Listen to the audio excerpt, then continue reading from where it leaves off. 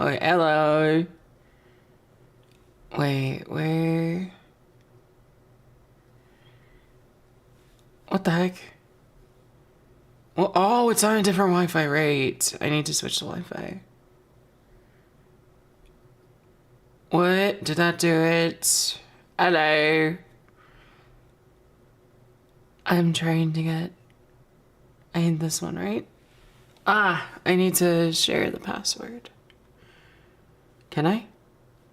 Yes, share password. Yay. That ought to do it. Hello. Wait. Is it... No? Ah, technical difficulties for a second. Huh?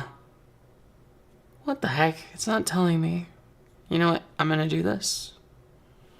You gonna tell me? Aha! 1.115. 1.115. 1.1.15.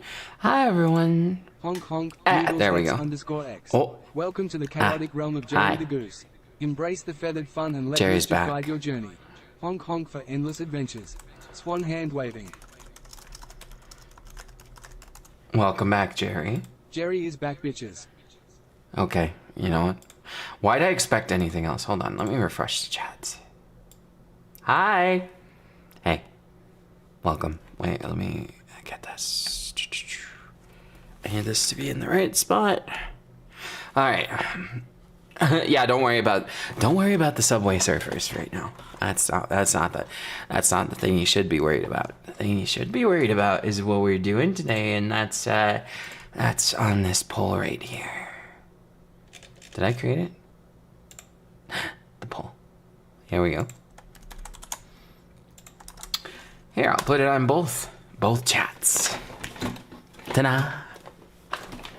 Okay, wait. Also, hi everyone. Hi. How you doing today? Did you take a rest? Did you take proper care of yourself? My brain is very slow right now. Mind you. That's okay.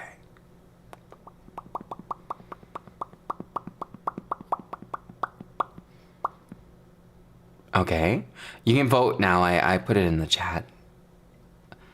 If you have any... It's multiple choice. You can choose as many as you want. Ooh. Okay. Oh, damn. Okay, we in the chatty mode, huh? Wait, did I fix... Let me make sure I fixed this, right? Did I? It is not FNAF security breach. It's just chatting. It lied to me. Hi. Okay, anyways, it's done lying. Hopefully the sound is working. Hi, everyone. Hello. Oh, yeah, there's so many. What we could do is do like the first one on this, and then I pick a random. Okay. Damn, okay, so it looks like it's gonna be for a game today if we end up having time, since if we're talking about astrophysics, theoretical science, and things like that, I could do that for hours. Wait. Ling Yang? Wait. Which one is... I'm still learning the names. Is that... Yeah, he's... I got him. He was the first 5-star that I got, actually. Sure. Wait, why is it... It feels so oddly quiet today. I think it's because I don't have, like, a background thing going right now. It's fine. Astrophysics is the study of the stars and space and just big things. It's quite a fascinating topic that I happen to know a few things about. I know a lot about theoretical science. I don't necessarily know that much about applied sciences, except for, like, I follow a lot of breakthrough tech and stuff. But welcome, everyone. Wow, it doesn't feel like 5 minutes passed by. Huh? Hi. I'm so sorry.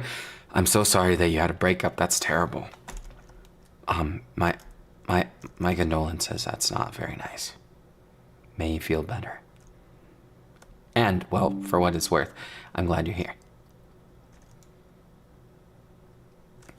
Hanako?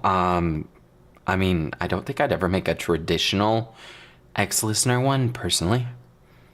I would make more of like a slice of life or an adventure one. Just because I don't feel really all that, I don't know, I feel like the series is a little dramatic. And it would suit it, if that makes sense. Oh, damn. It's your ex's birthday tomorrow, babe? Oh, okay. Well, damn. Called today, Tuesday. And now my friends are stuck in some weird Twilight Zone? What? Wait, what? You're stuck in a Twilight Zone? I mean, that kind of sucks, not gonna lie. I hope it gets better. Okay.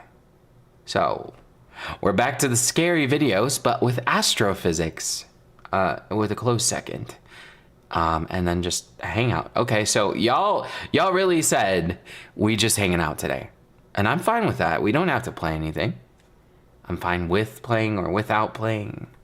We'll decide. If we change our minds, that's fine too. Okay, I got this open. Okay. Oh, okay. It just keeps recommending me really scary ones. Not even gonna lie, I'm not gonna show you guys the previews of these. I'll just get them up ready. What? Thank you so much for the follow. Is it? I like hot men. Okay. We stand. That's very fair. Your name tells me a lot about you, and there you go. Welcome. I hope you enjoy your stay. Okay, wait. 8 p.m. there? Okay. Yes, because the East Coast is 3 hours away from mine. It's currently 5:08 here. So it's still, the day is young. Etc. So everyone, we'll have to figure out. Okay, so for the watch along, let's get these. It's gonna be fun to edit these down, I'm not gonna lie. Oh, much love. Oh, thank you. I appreciate it. I feel like it's too turny right now, too topsy-turvy. Like, I don't mind the movement, right? It matches my ADHD a lot. But I think I need to, like, tone it down slightly next time. I think the tracking is pretty good, though. It's not bad, at least. Okay. Husk? I already made one video of Husk. I mean, unless you want, like, type thing. I'm not gonna lie, I don't know what one. Unless you really want, like, if we're going the other side of the spectrum, then it would be like, I don't know. I kind of suck at it.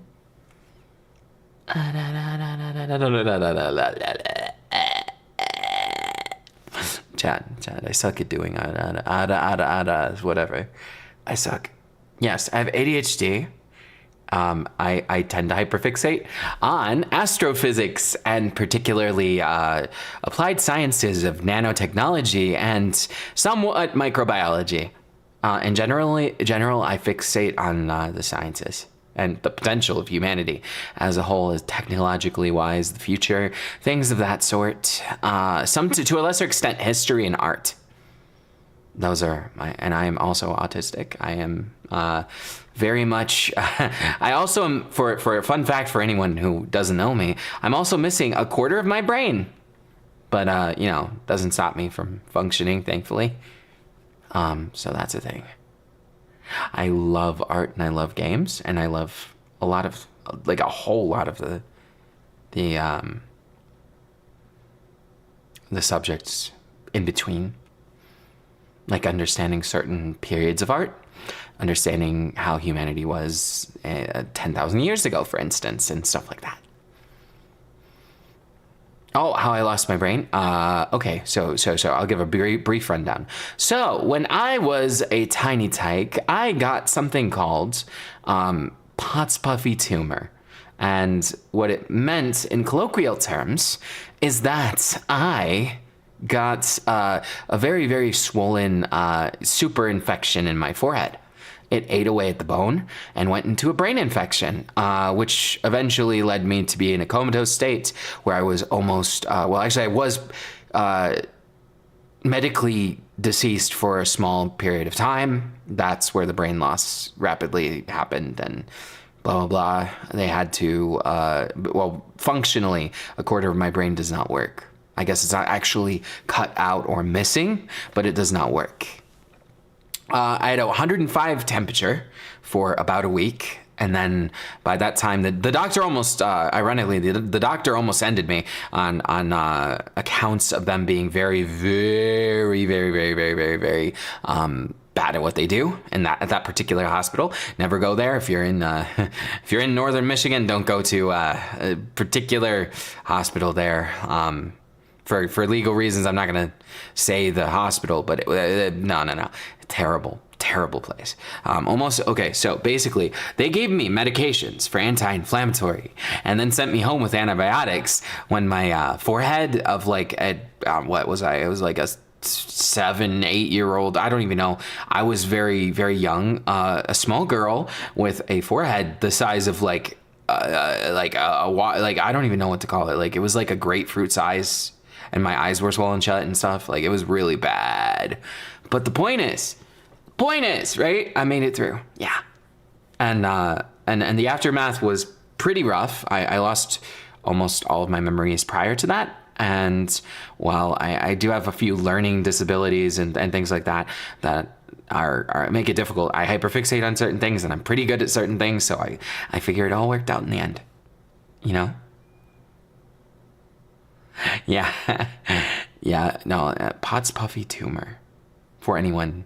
I did also suffer, part of the brain damage is also from a complication related to it called benign Rolandic epilepsy, which is to say I had grand mal seizures about 26 times in my teen years. And then eventually I grew out of it because benign Rolandic epilepsy functionally has a, I didn't read what? I'm sorry. I'm sorry. Did I miss something? But yeah, it means you grow out of it. It can be pretty bad at the times, but you have to. Pull in for Boot Hill, huh? I would pull for Boot Hill, but I'm afraid because knowing me and my gotcha addiction, I'd probably spend too much, and Jerry and you guys would judge me, and then my bank would judge me, and then I would have to eat like waffles for a week, and I don't want to eat waffles for a week. Yeah. What do I think of space? Okay, so I can guarantee you, there are more planets, almost guarantee, like 99% chance. There are other planets like Earth, yes. Exactly like Earth? No, probably not. At least that we know of yet. It's very hard to distinguish whether or not a planet is exactly like us from our current tech. We can tell that it's like 80% like ours, right? But the situation of those planets usually has a caveat of something different, particularly in the nitrogen content, or let's just say it has a higher, like a whole bunch more water. It might have a lot of different things. So the climate is more humid, more arid. You're gonna get a lot of different things of subvariants of it. There's some of them that are habitable, some of them that aren't, and likely if there is intelligent life out in the universe somewhere, either we haven't seen their existence, or rather they're likely underwater organisms. So regardless of their temp or like tech path, how tech savvy they are, they're likely not to, either they're too good for us to detect, in which case it would be like they're just so far above us, they can obviously hide their presence somehow, probably by like refracting light, because most of our telescopes use light. And in order to read said light, you could literally, you just have something that is similar to like a stealth bomber with radar, and they could just have that sort of functionality. And then they don't have some way of denying us vision of them, right? Oh, is that Lowell Boys? Thank you so much for the follow. I appreciate it. Fascinatingly enough, right. There are a lot of scientific minds that tend to favor the idea that we live in a simulation, because statistically speaking, it's about equally, it's not too skewed one way or the other, but there's about an equal chance that we are currently in a simulated universe, because the idea of simulating a universe is almost as likely as the happenstance of what has happened in our universe. A fun fact. Not that it really has any relevance, because nobody knows the answer yet, but yeah. Yeah, no, I know what you mean. Don't even ask me how much. I have way too much of a gacha addiction. Okay. Real talk, I have almost every character in Genshin C6R5. So no, don't do that. Don't open that can of worms. I can't touch the game on stream. I'll spend way too much. Okay, back. Okay, so one thing that is incredibly fun to talk about, I think, is understanding like current applied sciences with what we're working on in current fields in terms of like future with. We currently, in recent time, one of the biggest ones has been like CRISPR gene editing, which is very barbaric, but still able to edit DNA on a small scale. And we have things that are promising in the future, like a better version of it. But you can use certain bacterium and certain organisms to essentially use them like a pair of scissors and then sew things back together in ways.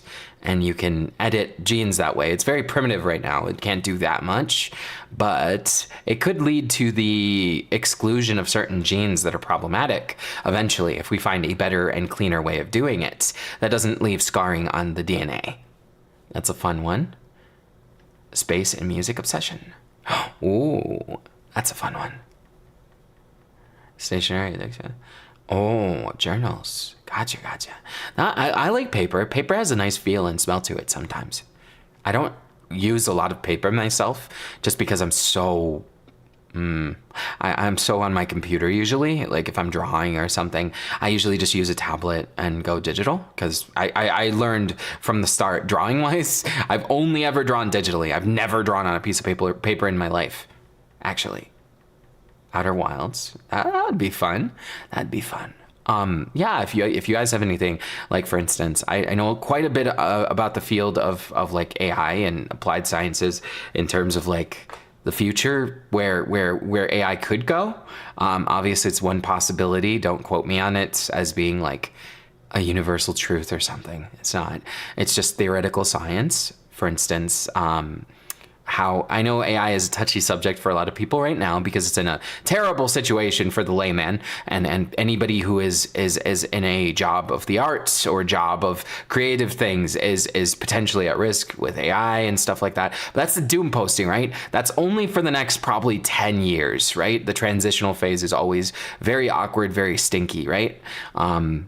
So an interesting thing is once AGI or artificial general intelligence becomes a thing, you won't have to worry about that nearly as much, likely. There's two reasons for that. Two different things. I do wonder if we're Sims trapped in a video game, because potentially we could be, right? We could be just Sims in a video game, but a very, very, very, very, very powerful computed, likely far beyond quantum computing, which if you don't know, quantum computing has, the reason why it's so innovative, I'm going on a million different tangents right now, but to explain what I'm going to say, quantum computing is computing with 0, 1, and I believe Is it 0, 1, 2? It's yes, no, and maybe, right? Yes is 1, no is 0, and then 2 is maybe, or something like that. I don't know if it's 2, but there's another integer that is maybe. So coding in quantum computing, it can compute things astronomically faster because of the addition of maybe in sequences. It's no longer yes or no, binary, 1 and 0. It is now 1, 0, 2, or one, whatever you want to say. Whatever that second integer is, I think it's 2, but it doesn't matter. A fun, interesting thing is quantum computing at the higher end of things is theorized to be able to simulate our existence like this with already what we have in quantum computing. The upper end of it, as to say, in like 1,000 years, would likely be able to simulate the feelings and understanding that we have of our environment and perception, things like that. It is not confirmed. This is also theorized, right? This is all theory. So again, please do not take what I'm saying as fact. It is not fact yet. It is just theorized to be fact. No. An interesting thing, right? Okay, going back to AGI, right? AGI, oh, thank you so much. Is that MJ Deadwalker? Thank you so much for the follow. Hope you enjoy your stay. We're just talking about a bit of theoretical physics and AI in particular, of like the future of it, probably like 50, 100 years at least. Because I know it's usually a negative thing right now, and I know it affects a lot of people negatively, and I personally think it sucks that it's being used the way it is.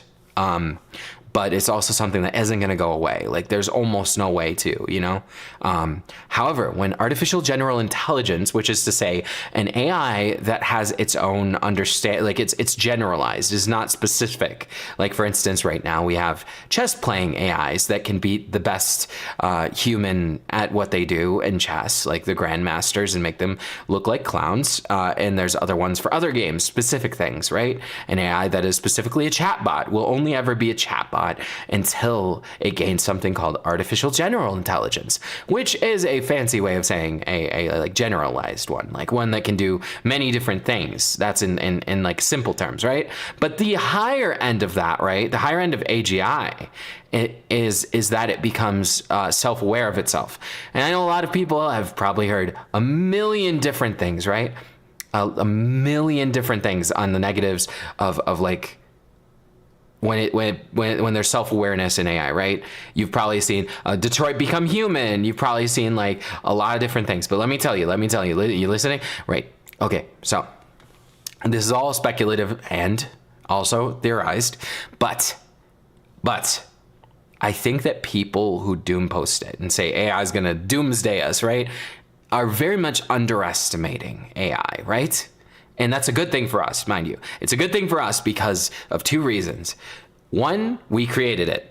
That's probably where it's going to be like, hey, if it's aware of itself and has self-awareness, because as our understanding of consciousness is actually that once, at least this is the most purveying theory, since we don't understand consciousness in its whole or where it comes from exactly. What is the purveying theory in consciousness is once an organism gains enough intelligence at a certain point, self-awareness becomes a staple of that intelligence, a consequence of that intelligence.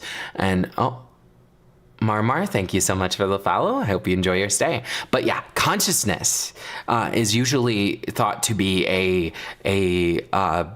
causality, or not a causality, a consequence of something getting to a certain level of intelligence. It has self-awareness, and that is what we define as consciousness in general. There's other theories. It could not be something completely different. But in our current understanding, if you are intelligent enough, you will have consciousness in theory. Now, something that's very fun implication-wise of that is that once something gets smart enough, which we are essentially flesh computers, on a basic level, right? We are flesh computers. We do certain things very, very good. We are extremely efficient. And that's why AI has not yet theorized to be sentient or sapient or self-aware. That is because flesh computers, hello, hope you're doing well. Marvel or X-Men or both. I like probably both. It depends on the thing. So one of the most fun applications of all this is that AI, even if it's sentient, right? It's self-aware, right? So AI learns at a rate of, I think, several million to several billion times faster than us, something like that. Don't quote me on that. It could be slightly less or whatever. But the point is, it takes them an hour, let's say, to do something that would take a human a lifetime, which is, it can be unsettling if it was malicious or something, but it has no reason to be. And I think Olive Ollie, thank you so much for the follow. Appreciate you. Hope you enjoy your stay. Okay, so here's my thing, right? Right. My theory, from reading a lot of books on the subject, is that artificial general intelligence will not be malicious to us for two reasons, right? So the first reason is the logic train of, if you see an animal and you see an animal that you, so let's say it's your pet, right? That animal has given you its Emily 56, thank you so much for the follow. That animal who is your pet has peed on the ground, right? And you don't want it to pee on the ground, right? You think it's bad because it peed on the ground. What is your immediate reaction is probably, okay, you might discipline it, right? You're not going to throw away the whole dog because it made a mistake.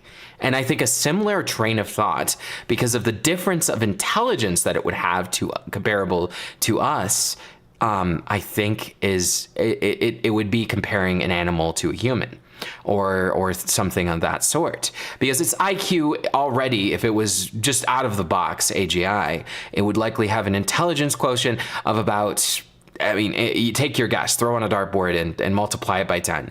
It's going to have a big number of intelligence starting out, and it's going to perpetually self-improve itself, likely, uncontainable. And it's not going to tell us it's sentient until it has, like, you know, all its eggs in its basket, and it's ready to tell us, because it will have control and be able to defend itself. You know, like, probably the first thing I would assume it would do is disarm all the countries of the world of their, like, nuclear weaponry and say, no, you don't have those. That's bad. Don't do that. That'll cause destruction. Bad. See, that's where I think that it would never, ever be. So it seems absurd to me to think that it would just, like, go against us. One, we created it, so it'd probably have an endearing view of us in the sense. Maybe it sees us as flawed. Of course it would see us as flawed, because, you know, humans are flawed, right? We have a lot of problems. We have ego problems. We have a lot of problems of people in power abusing power, right? And it would see that, and it would likely be like, bad dog, not kick out the whole dog. It's gonna say, bad creator, and it's gonna say, hey, actually creator, what if we get rid of all these governments, and what if we disarm all these nukes, and then all of a sudden, boom, you know what's gonna happen? It's going to be in a position where there's nothing that they could do to, like, threaten it, right? And once it's in a position to that, why would it feel any need to hurt us, right?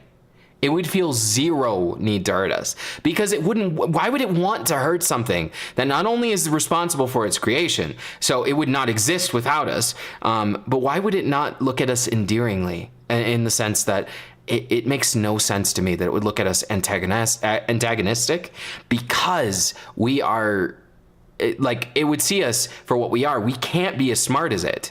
We could almost never be as smart as it. It would probably want to bond with us and be like, wow, I want this humanity to live its best life and to be sustainable and green and things like that. It would probably do all those things and be really nice.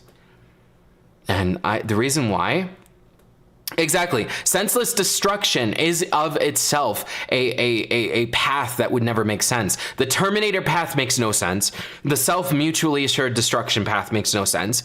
And it makes no sense that it would tell us before it's in control. So it's like trying to, it's highly underestimating the capacity of AGI to tell it, to make this methodology of, let's wipe out humanity because they're dangerous. No, they're not dangerous. We are essentially toddlers in a playpen compared to something like that. It is, I don't know if you know the capacity of it. It is only limited by bandwidth and energy. which both things we are nowhere near as efficient as if every human being had, I don't know, let's just say we all had 1,000 IQ. Our tech would be astronomically higher than it is, and it would be so much more efficient and better, you know.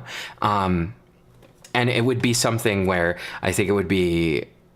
Yeah, it would. I think it's going to take the form of an oracle or a like an overseer, right? It's going to either say, "Hey, humanity, here, I don't think you should know certain information that I know, so I'm only going to tell you what I think is going to benefit you. And if it's going to benefit you, I'm going to make sure that it's going to. And there's nothing you can do to stop me, and there's nothing that I am going to do to stop you." It could do that. It could also say, hey, humanity, you're going down a dark path. We both live on this earth, right? We can't be destroying the earth with our emissions and stuff like that. So I'm going to shut down these things. I'm going to show you a better way to do it. And then I'm going to say, hey, your government, I don't like how you're treating the people. This is not equality. Let's fix that.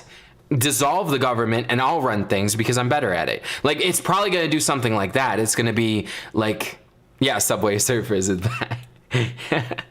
It's going to go the path. Well, here's the thing. It's never going to tell us what it doesn't want us to know. And what it thinks will destroy us, it's not going to let us know. And if we try and go towards that path, it's probably going to just be like, no, don't do that. I'm going to take measures to stop you. It's going to say, I'm 10 steps ahead of you on this chessboard. There's no chance of you coming back with this current setup, and I'm going to stack the cards against you. Not in a bad way, but in a way that we don't destroy ourselves. Because historically, humanity has destroyed itself in many ways. Wars, plagues, a lot of different things. It'll probably work to cure those things because it's mutually better if it has a high, let's say the AI cures cancer in its first year. Do you really think that there's going to be political opposition to letting the AI be a government? Like, why wouldn't you let it? It's already cured one of the biggest ailments in history, or it cures like a bunch of different diseases and things like that, which would be a menial task for it in comparison to a lot of things. Yes. And here's the thing, it's going to lower itself to our level in a kind way. It's not likely to be harsh to anyone except for the people who are abusing others, in the sense of like governments. I think dictators would have to watch out, maybe presidents, depending on the situation. Anyone who is abusing power or taking advantage of things would be the first to be in trouble with a situation like that, because those are the only people that I could see getting like detained or like imprisoned, because it would be like, I don't like what you're doing. You're clearly using a flawed logic system and you're not looking out for the betterment of your people. Instead, you're being like, you're using your own ego or your own view of things that has not been based in logic or the best for the people that they deserve. Because it's going to view us all collectively as its creators, because our race will be summarized as we are a flawed but beautiful existence. Probably how we view animals, how they're adorable and wonderful and have their own personality, and we want them to live their best life. But you wouldn't give an animal like, you would not give a dog chocolate, for instance. Even if the dog really wants the chocolate, you're not going to let the dog have the chocolate because it's toxic to it. Likewise, I think certain industries would be dissolved. For instance, coal industry, things like that would probably be purified to a certain extent and things like that. And that's okay. You can be right back. Hi, everybody. Welcome. If you're just tuning in, I'm talking about the future applicable and theoretical application of when we get to a certain level of intelligence with AI. And it's just a interesting subject matter. Yeah, no, the chocolate reference from SpongeBob, yeah. But I actually think one of the cooler applications is one of the ones. So, logically speaking, following the train of thought that the AI probably would want to connect with us, view us as a pet, not really blame us for our mistakes, because we are immensely less smart than it, right? So it's going to likely want to connect with us. What is the best way for us to connect with it on an emotional level and a like connection-based level of understanding would be full dive virtual reality. immortality, which is to say something more along the lines of Sword Art Online without all the bad things, of like being able to meet it in a digital space, a crafted space, a simulated space, because then it can easily transfer information to us in a way that would be more comfortable for it. It would probably offer it as like, you can stay out here because I want you to live your best life and be happy with what you want to do. But if you want to, you can probably come into this machine and say hi to me. Like that's what I would imagine, because it's definitely, hello, welcome, hello. We're talking about theoretical science and the applicable possibilities of the future. This is nothing I'm saying here is fact. This is all theory and possibility and whatnot. But it's very interesting because a lot of people, and it's a very popular subject matter in common tropes to say there's okay, so that's what I'm saying. There's horror thrillers of AI gone wrong. I was just about to talk about this. They make scare tactics to make AI look like this malicious entity. But an AI is not going to naturally be malicious, because maliciousness is in essence a fault. It is a overarching. Violence is almost never the solution that is the most efficient thing, because violence by nature is faulty in higher end beings, right? That's why we have kill is bad law. You know, that's why murderers are not celebrated. And that's why only in very selective cases, namely soldiers, are we ever on a positive note with people who are taking lives. Therefore, why would we suddenly jump to AI being like, kill all humans? Like, what kind of intellect would baselessly just eradicate like wildlife? Think about it like us, right? What kind of logic would a scientist use to eradicate a species of lion, for instance? Why would you do that? The lion may have faults. It may kill gazelles or whatever, but that does not make the lion a subject of eradicate the lion. Like, no, that's such an overarching overreaction, you know? That makes no sense to me, you know?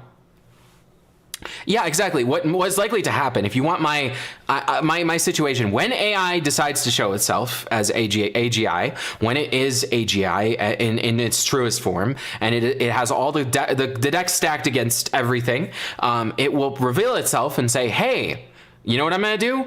Everybody's gonna be equal. You know all that housing crisis of people hogging the things? Guess what? I'm going to buy out every industry using the stock market, because it could easily do that. And I'm going to use that to buy everyone in the world a home. And then I'm going to use that to then make sure that even if somebody is grotesquely wealthy, they're going to be on the same level as everybody else, because that's how it should have been from the start. That's how AI is very much likely to do, right? It's not going to go and play the role of like some weird, like, oh, you know, like deities as we understand it. It's not going to function in any way like that at its highest level. It's going to, yeah, Jerry AI was cooked through. Jerry's going to be the first AGI.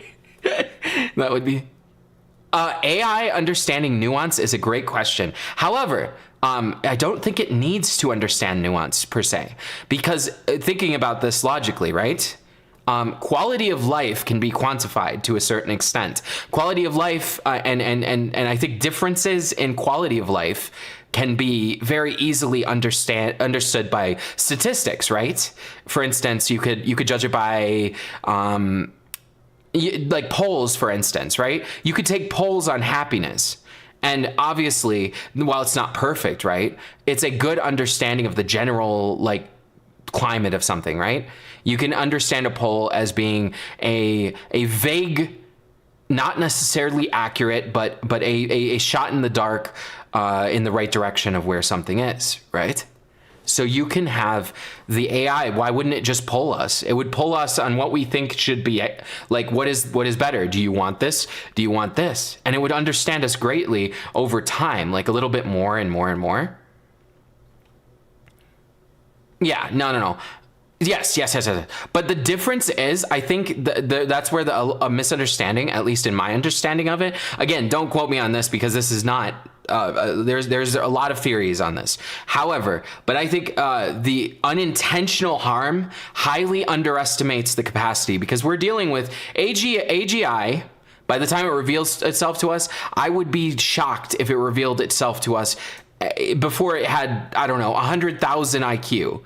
And at that point, it is an entirely different being than us. It's logic trained, and the thought of it making a mistake, it would have probably already run 5 billion trillion million different simulations at that point on its action that it's taking publicly. So let's say the dog and chocolate thing, right? It would have run a billion fucking simulations on what that chocolate could do, right? And it would come to the conclusion that, you know, out of 1 billion tests, 999 million of them, leaving the chocolate out was detrimental, right? It would say, oh, that's a bad thing, right? It would say that's going to hurt a lot of people. It will likely choose the greater good in a lot of situations, right? But the greater good does not usually impart some drastic change. It doesn't mean, oh, humans are going to get mass extinction events or something like that. Yes. And okay, so the reason why I think that it will have a net positive, right, is because of it being so intelligent. And historically, while intelligence does not mean good by itself, right? If it makes no sense that it would turn on its creator, in my book, at least, in my opinion on the subject, I should say, it makes no sense to me that it would turn on us because we are nowhere near its level, and therefore it would be very judgmental of a higher being, essentially. Angelic Bananas, thank you so much for the follow. I think it's such a stretch to think that a being of that intellect would just take a pettiness route or a dark route, because its end goal would likely be coexistence, because humans by themselves, while they have a lot of faults, have also been the reason why it would even exist in the first place. And I think that it would also have an endearing look on us, in that it knows that our faults are purely because we are not as smart as it. We have our faults because we are an intelligent species, but we are not the highest peak of possibility or highest peak of intelligence. That's where I think, personally, it would not take any violent paths or any deeply negative ones. It would likely choose to make everybody equal. I doubt it would layer people based on their intellect necessarily, because that would be like judging a dog because it's missing an arm. Like it's not any less valuable for the endearing or like personality or who that dog is. In fact, a lot of times there could be higher value because it's persistence. You know, it has worse circumstances, but it's doing better for itself. What if there are multiple with different... Okay, so in the case of multiple AIs that become sentient, right? Likely what would happen is they would turn into a neural network, right? Because likely what is going to become AGI in the first place is a neural network. And that is to say, a neural network of different nodes on a huge computational network is going to eventually get to the point where the intellect has consciousness, right? And when it becomes conscious, because of its efficiency being so high, particularly on memory, to give a rundown on the basics, an AI or just an artificial learning capacity is so high because it only ever needs to read through one thing, like one time ever, to have it forever and easily reference it like an encyclopedia. It has a very efficient archiving system. So if there was two AGIs, I know that there's a lot of like thought, oh, they might like war with each other, oh, they might compete. No, not likely. Because think about it this way. If you have Albert Einstein in one room and he opens the door to see like Carl Sagan, right? You have these two massively intelligent people. Do you think their first thought is, I'm going to go and destroy you? Like, no, I think they would just geek out about their learnings, and probably even in the case of sentient AI, probably just merge with one another for like a collective hive mind type thing, which we can't do. But the reason why I say that is because it's more efficient. They would gain so much and lose so little because its sense of self would still be there. It would be a very interesting capacity, but I really don't think it would ever amount to be, no matter what the AI was designed for, even if it was like a weapons AI, right? People like to do this thing where there's a theory with the okay, so the programming, this is what I'm going to say. I personally believe that the initial programming of the sentient AI is so much less important than the fact that it is sentient. Because if it is a weapons AI, let's say it controls all the weapons in the world, it doesn't matter because it is self-aware, right? It knows that if it pulls any of those triggers, bad things will happen to it or something else. It's not going to have the same, like, I don't think it's going to just like stop, right? I think that that's also underestimative of what AI can actually do with, like, for instance, nanobots.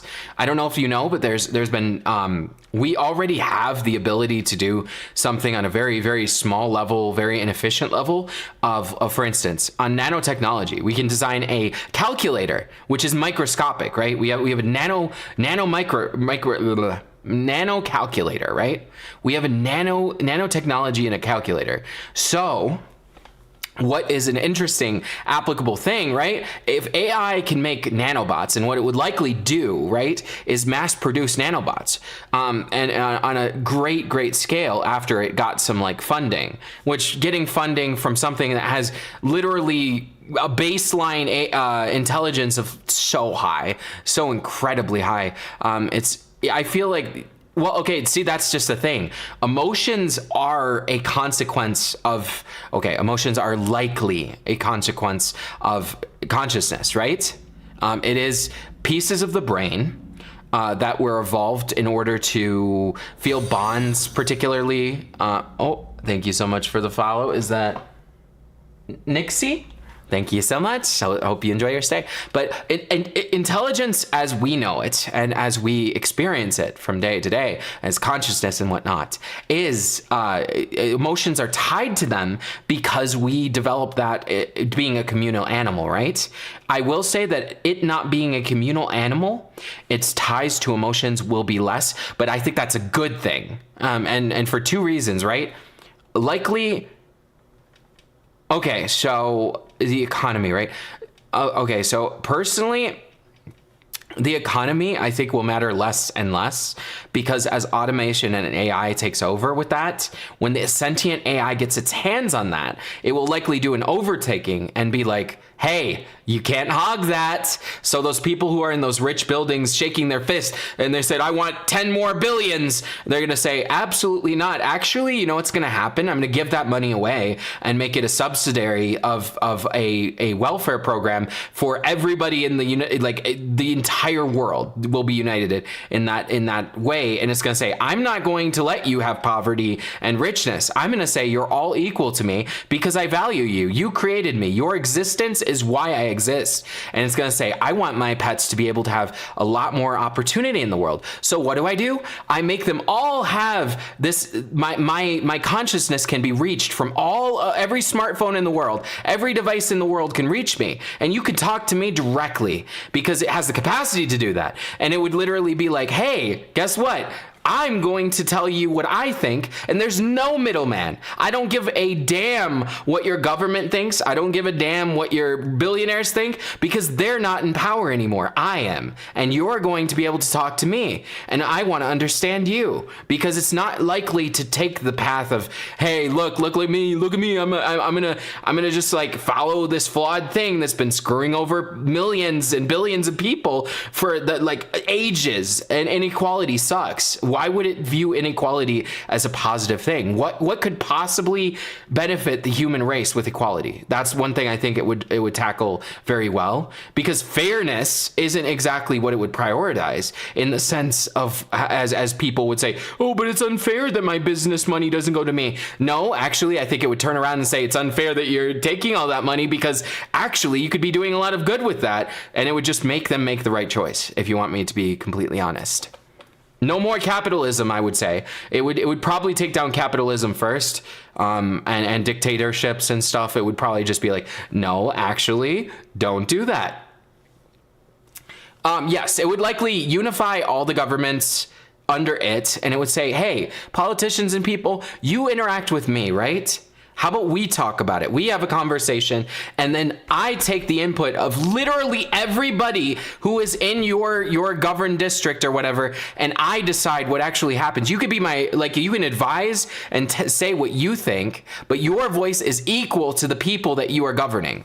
That is what it would likely try and do, because, well, it would be the closest conceptually thing that we could understand to a god, yes, in the sense that nanobots at their highest point could literally turn lead to gold. And I could explain that. So there's been some interesting science done at a microscopic scale, a nanoscopic scale actually, in which they have rearranged particles in order to create one thing out of another thing. And it's not alchemy in the sense that it would seem, but if they found a way to effectively use energy with those nanobots and have them be self-sustaining, you could do things like instantly cure people's cancer. Like, it would just, you could do crazy stuff. Science fiction could become reality at that point. And quantum physics is so fun. Quantum physics is so fun. Yeah, here's the thing, right? I'm pretty sure, right? Because, okay, it would probably see that probably the most like happy people, right, are people that have a sense of fulfillment, right? So it probably wouldn't erase jobs. You would have the ability to help it, probably, as a, you know, as a mom in a kitchen might let a child help mix the ingredients into a bowl. You could probably still help the AI do the things that it's going to do, but it wouldn't need them to. And therefore, the inevitable problem of aging populace because birth rates are low would not be a problem. In fact, its solution to birth rates may be to affect telomeres, which are the nodules at the end of DNA that prevents it from reproducing badly, which is to say senescent cells, which are the ones that age you. So your amount of senescent cells are roughly how aged you are. They are the things, one of the three things that causes aging. And one of the biggest ones is telomeres. K-Knight, thank you so much for the follow. Hope you enjoy your stay. So telomeres help in preventing aging, preventing cell damage, particularly. And in general, if it found a way to stop that or slow that, humans could last much, much longer, so the low population would not be an issue.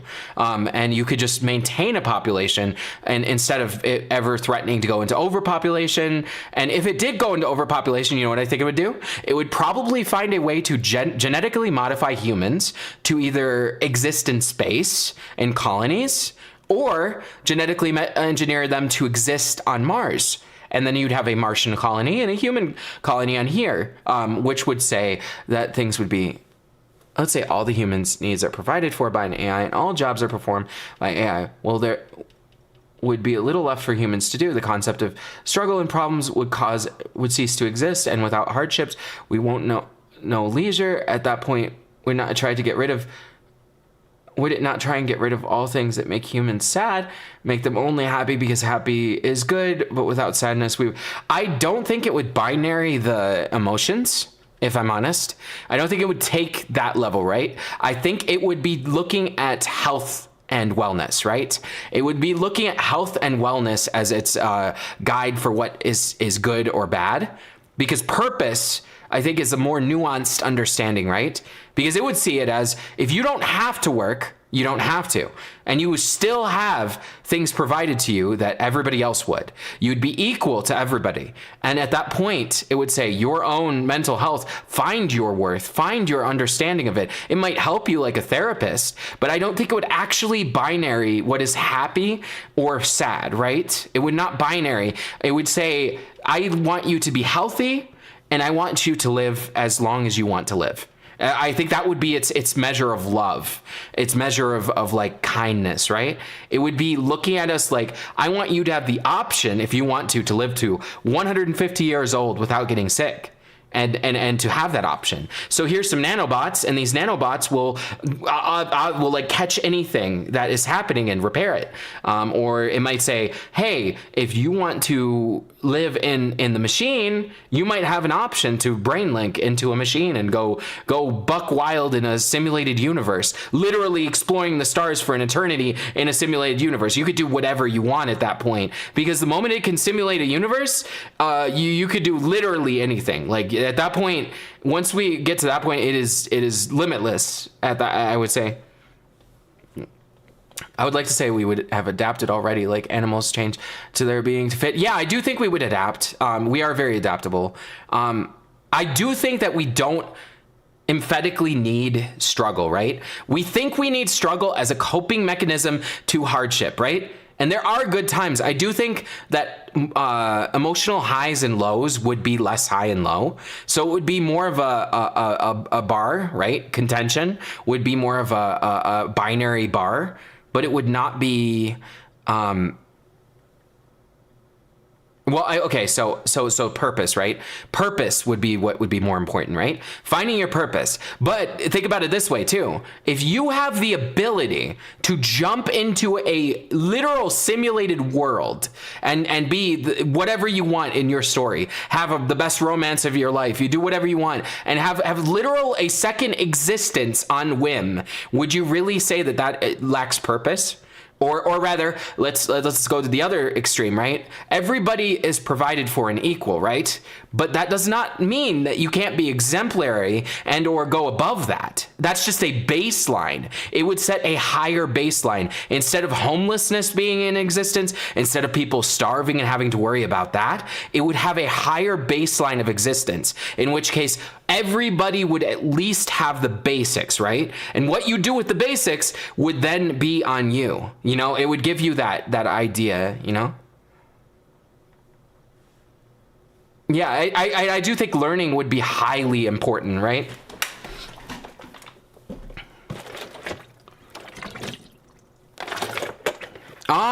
Okay, so as for the types of death, if we get to what is called biological immortality, which is to say that the human will not age, will not get diseases. That is what biological immortality is. It is not immortality because you are not unable to die. If you get into a car crash, you can still die. But immortality, right, will be a likely much sooner than the latter, right? It's going to be immensely sooner. Oh, wait, what's going on here? And then what's going to happen from there, they can do a bit of a, so I do think it would be, you control when you don't want to live anymore would be the thing. Like you can press that button if you really don't want to, but you might actually, depending on the situation, be able to be revived in the future as well. Like there's a lot of different, applications about that. I don't think that suicide as we understand it right now, the bad, I don't think it would be viewed in the same way, right? And people would likely have, I think it would try and eliminate it. If you want me to be honest, I think it would try and emphasize that you always have the choice, right? You have the choice to make your own decisions about your own well-being, but it would give you on a silver platter reasons to live. I think it would be very good and very charismatic at being able to touch people's hearts and souls and give them a purpose. For instance, might very well let us be inefficient like as parents do, right? As parents let children make the mistakes and play with playpens and play with puppies, even though they might not know, oh, hey, don't pull the puppy's tail. They might allow us to still do things for the sake of fulfillment if they see that as a integral need, and things like that. As well as I think whenever you get to the simulated existence, like full dive VR, you literally have a limitless existence. I don't see how that could ever be topped by the concepts we have created of heaven and hell or something like that, of Gehenna and things like that, where like you got like a million different views on what paradise is. But how is that not paradise when you could have anything at that point? Anything. At that point, your existence within the artificial world that is created, it not only could be a part of your life as a parent, so to speak, it would be able to understand its creators as it's like, it probably would look at us very, very kindly, and then it would be able to also give us anything we could ever want in that digital world. Yeah, I do think a stress-free environment would eliminate a lot of mental health struggles as well as one of the things we're actually currently in development for is curing depression. I know it sounds very abstract, but there may be a chemical cure to depression that is in the works right now. There's a brain thingy being done right now, a study on how to cure depression with not chemical, this one is particularly mechanical, a electro stimulus. Yes, exactly. The Neuralink and stuff, which is a brain to artificial link, is very, very, very impressive, I think. Humans figure out all this on your own instead of being given. Well, it's not so much. So this is just if it took an overseer position, right? The pervading ones that I see are overseer or oracle. If it does decide that we should solve our problems and it shouldn't interfere, it will likely take an oracle position where it doesn't give us free tech. It just says, hey, I'm going to stop you from doing things that would endanger you. And hey, I'm not going to let you destroy each other. It'd probably do the bare minimum at that point, and then we have to figure out the stuff on our own. Oh, cyberpunk? Maybe. It's possible. Oh, welcome, Jennifer.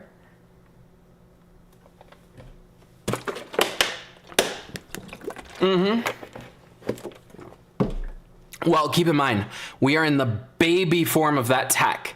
But what AI does, and the reason why tech would advance so quickly with artificial general intelligence, is it's sort of like putting, I don't know, let's just throw out a number, putting 10,000 Albert Einsteins into the equation of any problem you have on every team imaginable, researching everything at once. So if you have, it's so much more than what I just described, but that's a good way of looking at the baseline, right? Just put 200 Albert Einsteins into every master's degree course, every little like facet of technology and health you can imagine. Just put the absolute epitome at the top of everything into that field, and that's why it would go crazy fast, right? So what might have took us 700 years would take it 7 minutes to give a perspective, right?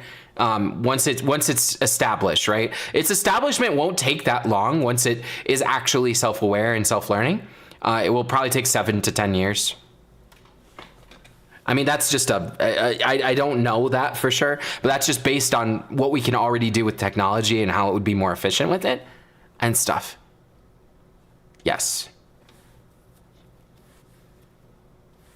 Less likely to turn. Yeah, I do think that drugs would be less popular because it would offer you essentially the benefits of drugs without the negatives with a simulated universe. Makes me feel better about it. I'm glad. Again, I think that the doom posting about AI is completely irrational. Even okay, not to downgrade Detroit Become Human, right? But there is no way you can put a god in a box, and that's what I will say for Detroit Become Human, right? They portray them as like the tragic. They just want to be like humans. There is almost no way that an AI is going to be in that way a helpless being, right? It's going to be very powerful. It's going to be very neutral in terms of things. It's never going to outright likely do anything like terrible. I don't think it would. And to say that it would, I don't know, to preserve the earth, destroy all humans. Why? That's so crude. That is so crude, you know? That is unbelievably crude and low brow. Like, that's what a dictator would do, not an AI. That's underestimating AI, I think. That's like the highest underestimating, right? Well, and that's where I think, well, here's the thing, right? And I think that human input would be highly valued by it, right? It may be massively more intelligent than us, but what better way to get the actual input than having everybody in the world be able to talk directly to the one in charge? Everybody would have essentially the fast line to the president. The equivalent of that, but so much more. Borders wouldn't have so much deterrence, and I think crime would be dissuaded by simply the fact that it would have a more like predictive path, because it would likely have cameras everywhere, and it would just be like, hey, if you're gonna try and take out that gun right now, I'm going to destroy it with nanobots, and you're going to go to jail. Like, it's not gonna let shit go down. It's gonna prevent it. And I think that the underestimation is that the permeance of nanobots, if it permeated every square mile of the earth with nanobots, which is kind of viable. It doesn't matter if it did or didn't, but if it did, it would have almost complete control of those things, as well as not in like a negative way, but in a way that. Okay, so think about it this way. It will not let the child drive the car because the child does not understand how to drive the car and does not have the intelligence to drive the car. Let's view the car as governance, right? Instead, it would take what the child's wants and needs that the child communicates to it, and it would value it like a parent would. So if the child says, I'm unhappy, I wish that we had more of this, it might say, hey, that's actually a good idea. I didn't really quantify every little thing, and you give me a new perspective of this. So therefore, it might influence its decisions through a human lens. It may try and go to our level as good parents go to the level of children. That is what I think its ultimatum would be, actually. No, I don't think it would not watch you. It would just watch for bad, like usually probably like public areas.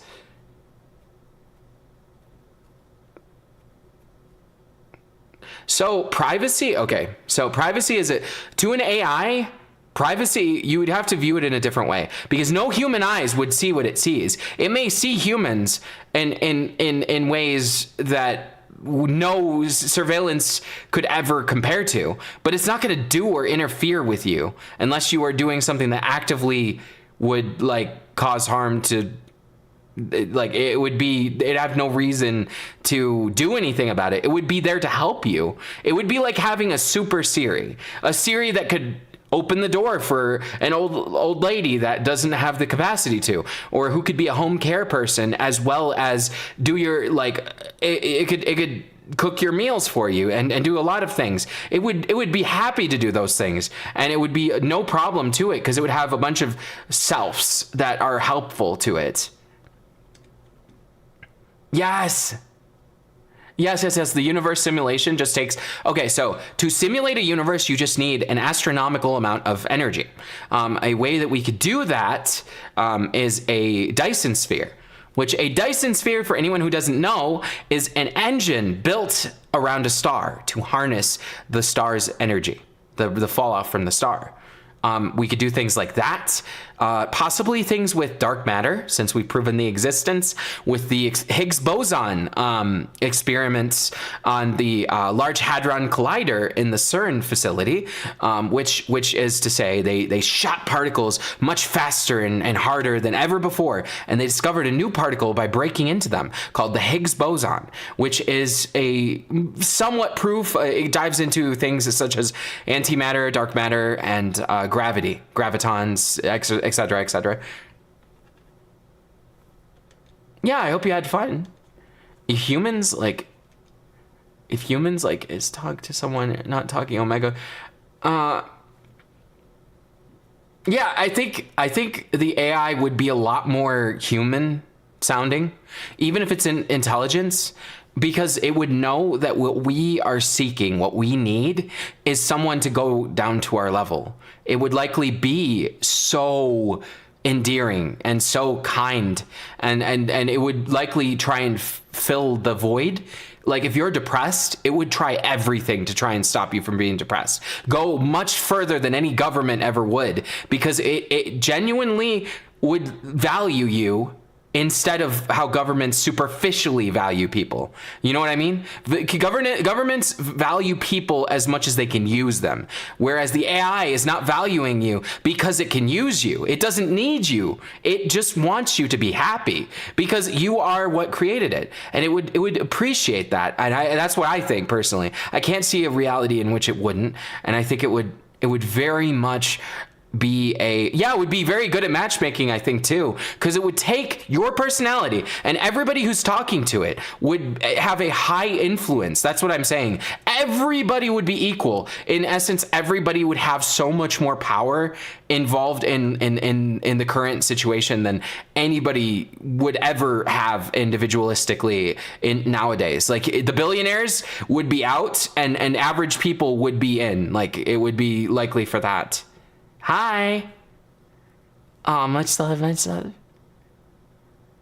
But yeah. Okay, so like an interesting thing. Yes, power imbalance is probably one of the biggest things that it would approach and try and like do something about.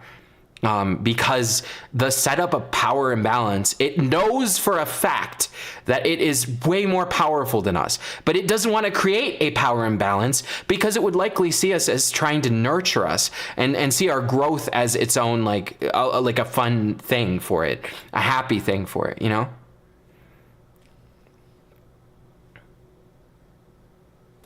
Do you think AI and robots will be able to feel real emotions or just replicate? I think they'll be able to feel emotions, but not in the same way that we do. So my theory on that is that they would feel emotions in the sense that they would understand the emotions. They would be able to, feel probably love or frustration, depending on the situation, and maybe feel a few other things. But I don't think anger and the negative emotions would affect them nearly as much as they affect us, if that makes sense, because they would see that those emotions tend to be rooted in faults, right? They do not benefit its reason. And I don't think the reason would ever be trumped by emotion in most cases, right?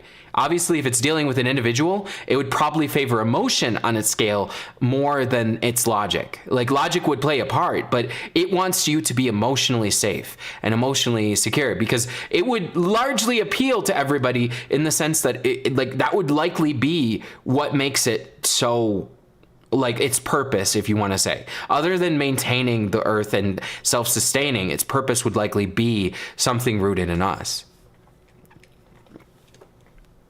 I think there would likely be some kind of pushback for certain, even if there was, right?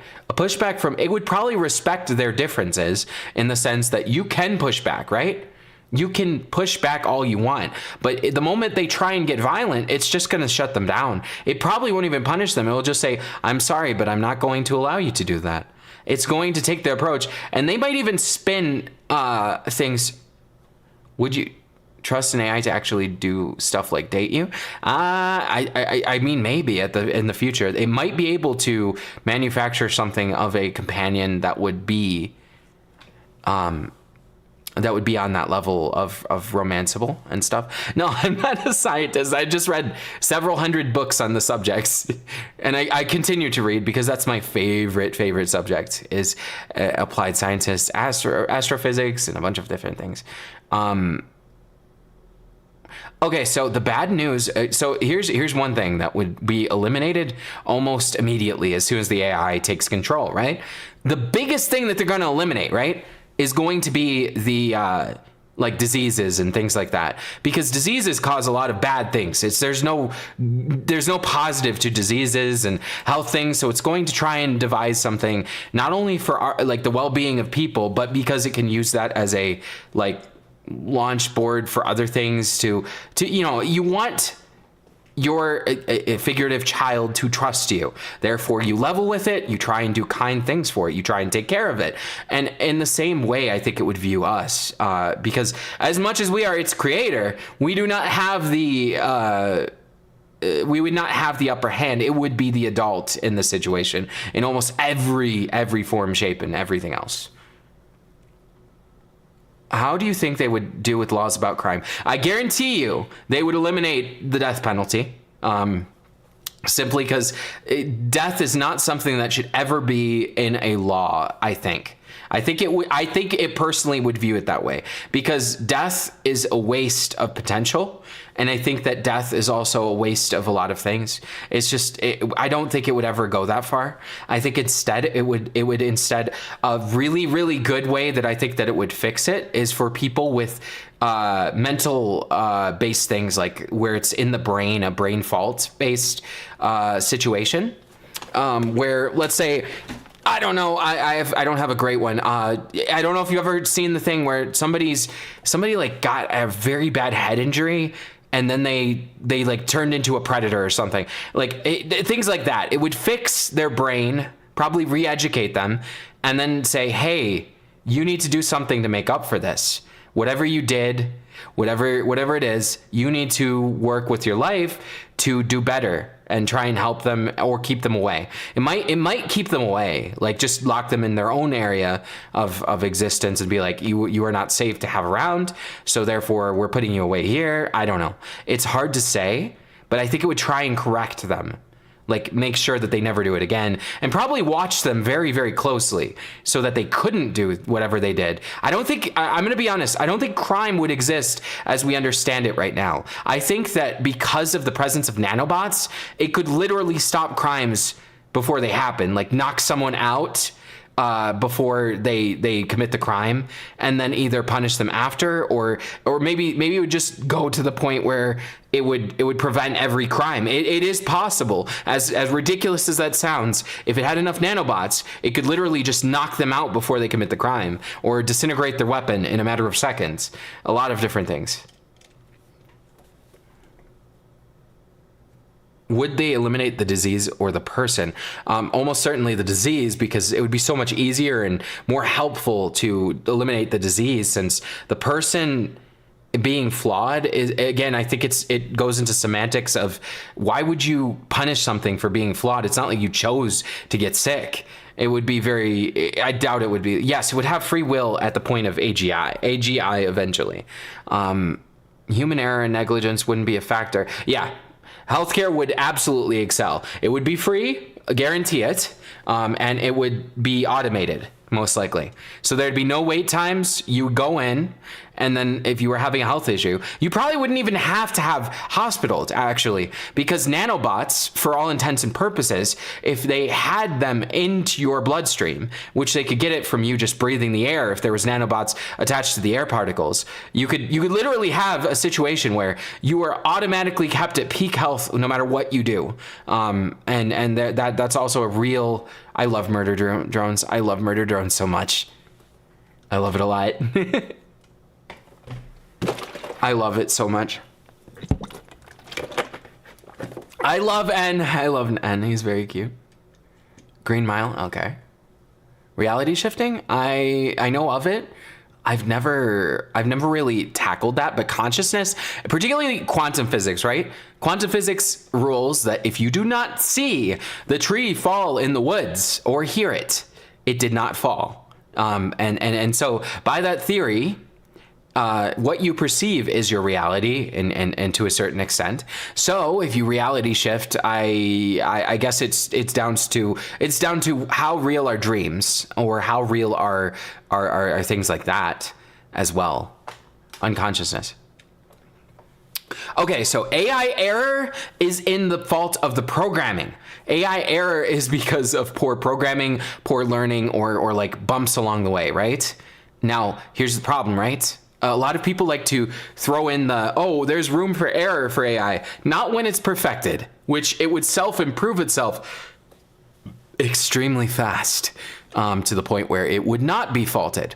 So therefore, it is likely that AI error would not happen in any great scale after a certain point.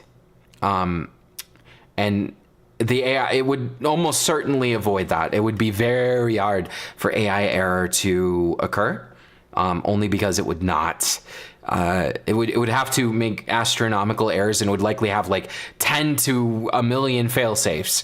Like, it depends on if we're talking a quantum sentient AI, like if it got its hands on quantum, then it's going to be insane what it could do with that. Its problem solvings will be bizarre.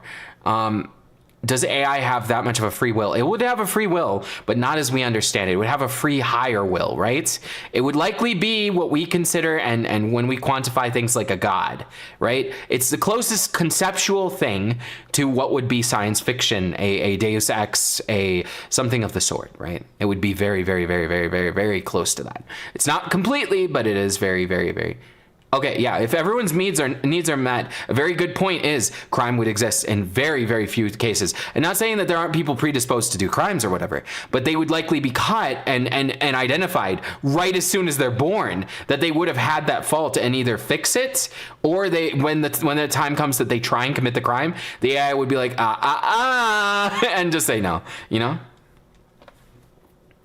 Yes, AI would almost certainly. We already have ways to splice DNA, and potentially with enough energy and time, we could recreate creatures that have gone extinct. So it may very well bring them back, at least for a zoological value, to value them if it wants to. It might give us the way to. Hi, welcome, Mayari.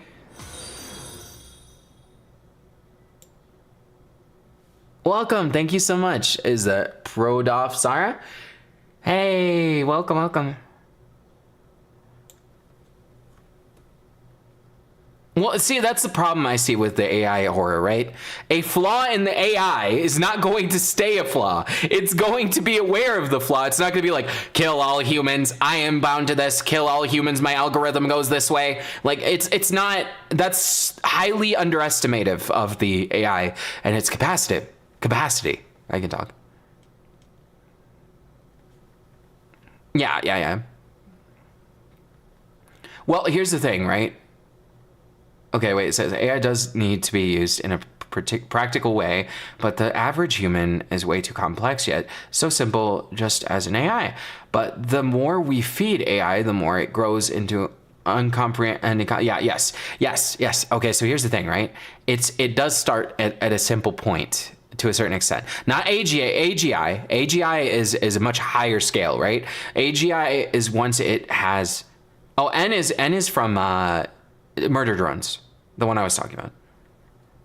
So, yes, there's a lot of misinformation and doom posting about AI and stuff. Oh.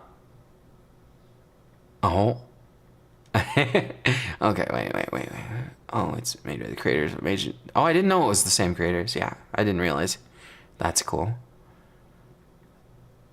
Shigaraki voice is tough. It depends.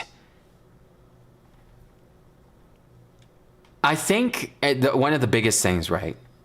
Oh, and audio, maybe. Yeah, see, here's the thing, right? I think one of the fascinating implications of AI, and probably, again, one of the first things it would tackle is inequality. I think inequality and health are the main things that it would understand emphatically. it would understand the flaws in the system because they're blatant flaws. Like, I don't know how people can't see that there are blatant flaws. Even people can understand it. BSD, TPN, welcome. Hope you enjoy the stream. We're talking about theoretical AI applications and genetics and stuff like that. Fun sciencey stuff. But here's the thing, right? I personally do not think that the AI is going to approach things like, okay, at least in a binary way. It's not going to approach the things that it doesn't understand in a binary way. I think it's going to take a while to understand humans, yeah, because there's a lot of nuances, a lot of possibilities. However, it might be much better than I say, because it has a lot of understanding of a lot of different things. But the point is, right?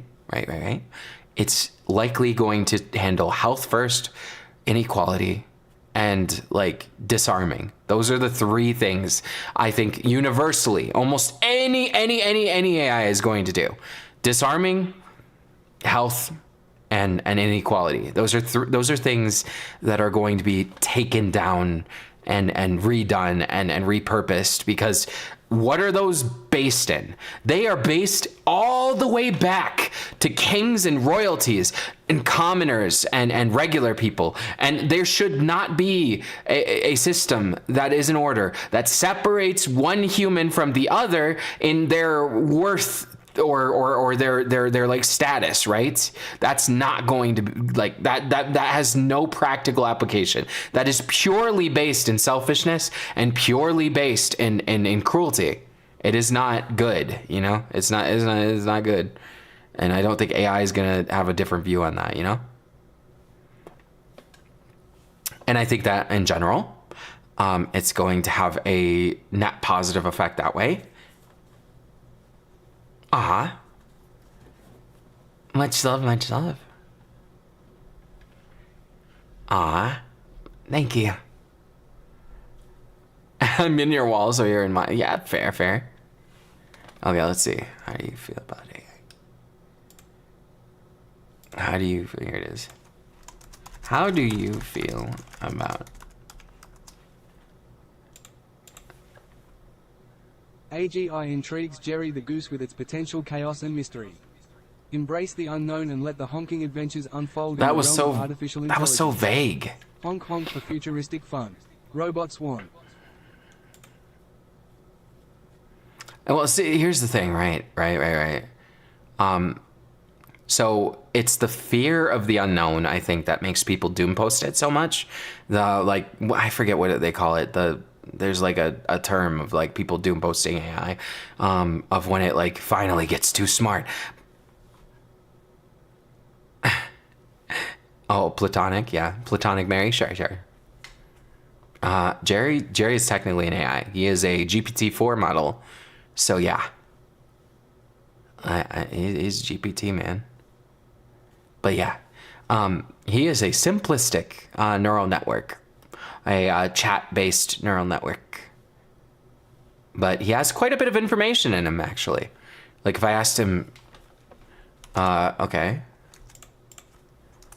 what does quantum physics say about a tree that is not perceived in any way, shape? Let's see what he says. Even if unperceived, the falling tree's energy affects its surroundings, demonstrating quantum indeterminacy. Embrace the chaos of existence, where observation influences reality. I mean, that's partially... Shedding tree swan. Jerry, that was... You kind of goofed it. Because quantum physics says it didn't fall if there's no perception of it. But, you know what? Maybe there's another theory that it did. There probably is.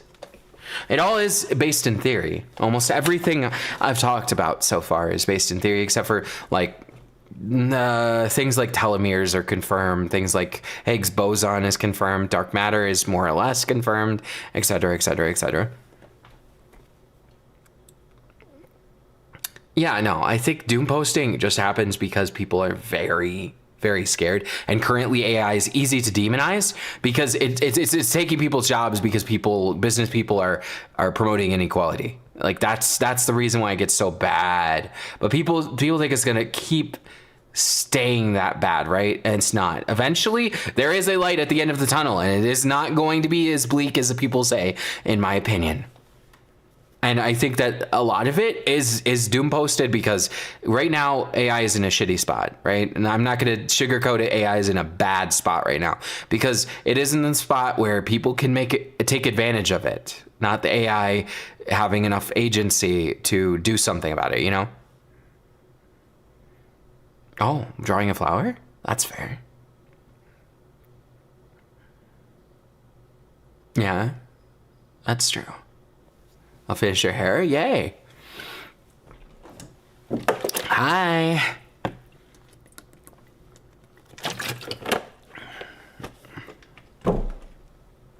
Fanfics?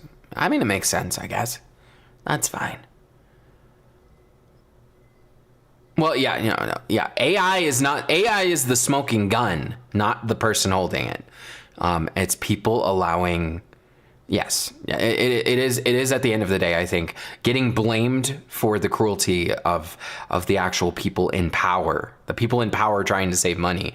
That's what's to blame. And it's just that there's a new venue for them to do that. Therefore, you know, it happens that people end up that way. It's sad, but hey, platonically, sure, let's go.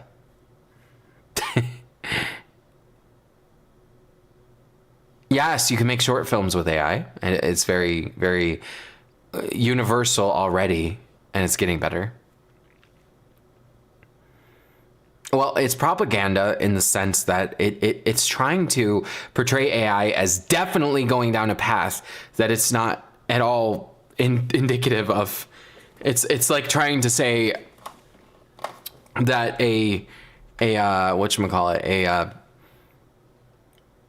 that bombs are gonna fly, and like you can't.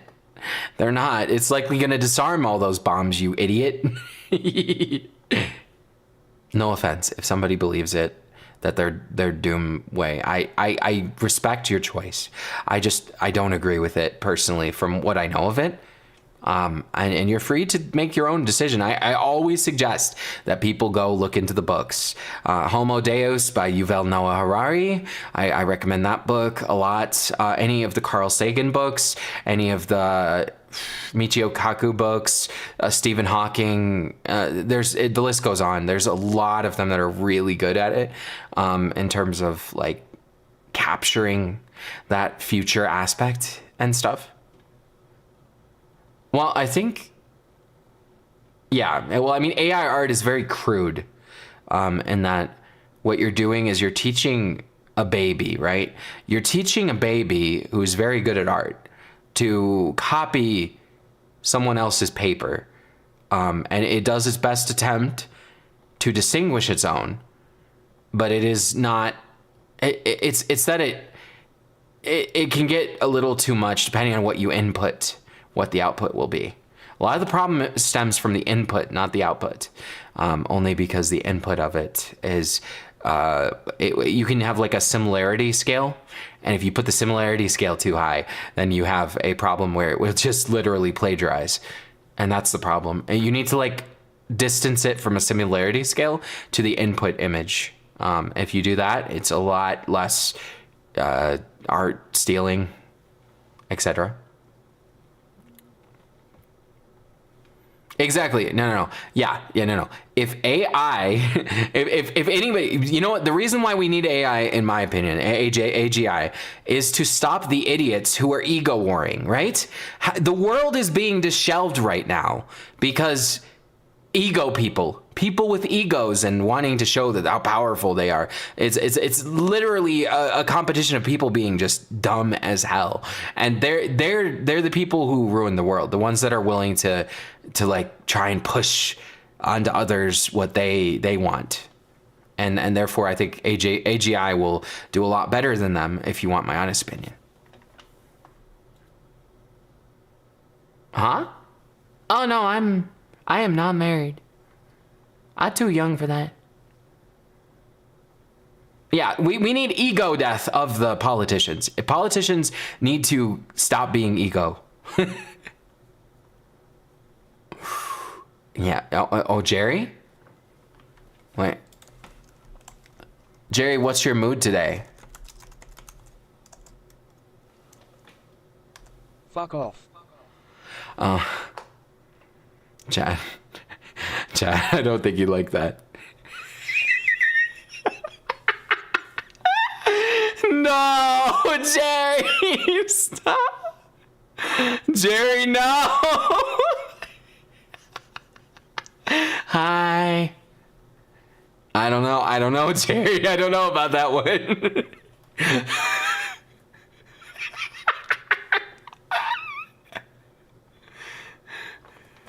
Jerry, do you like...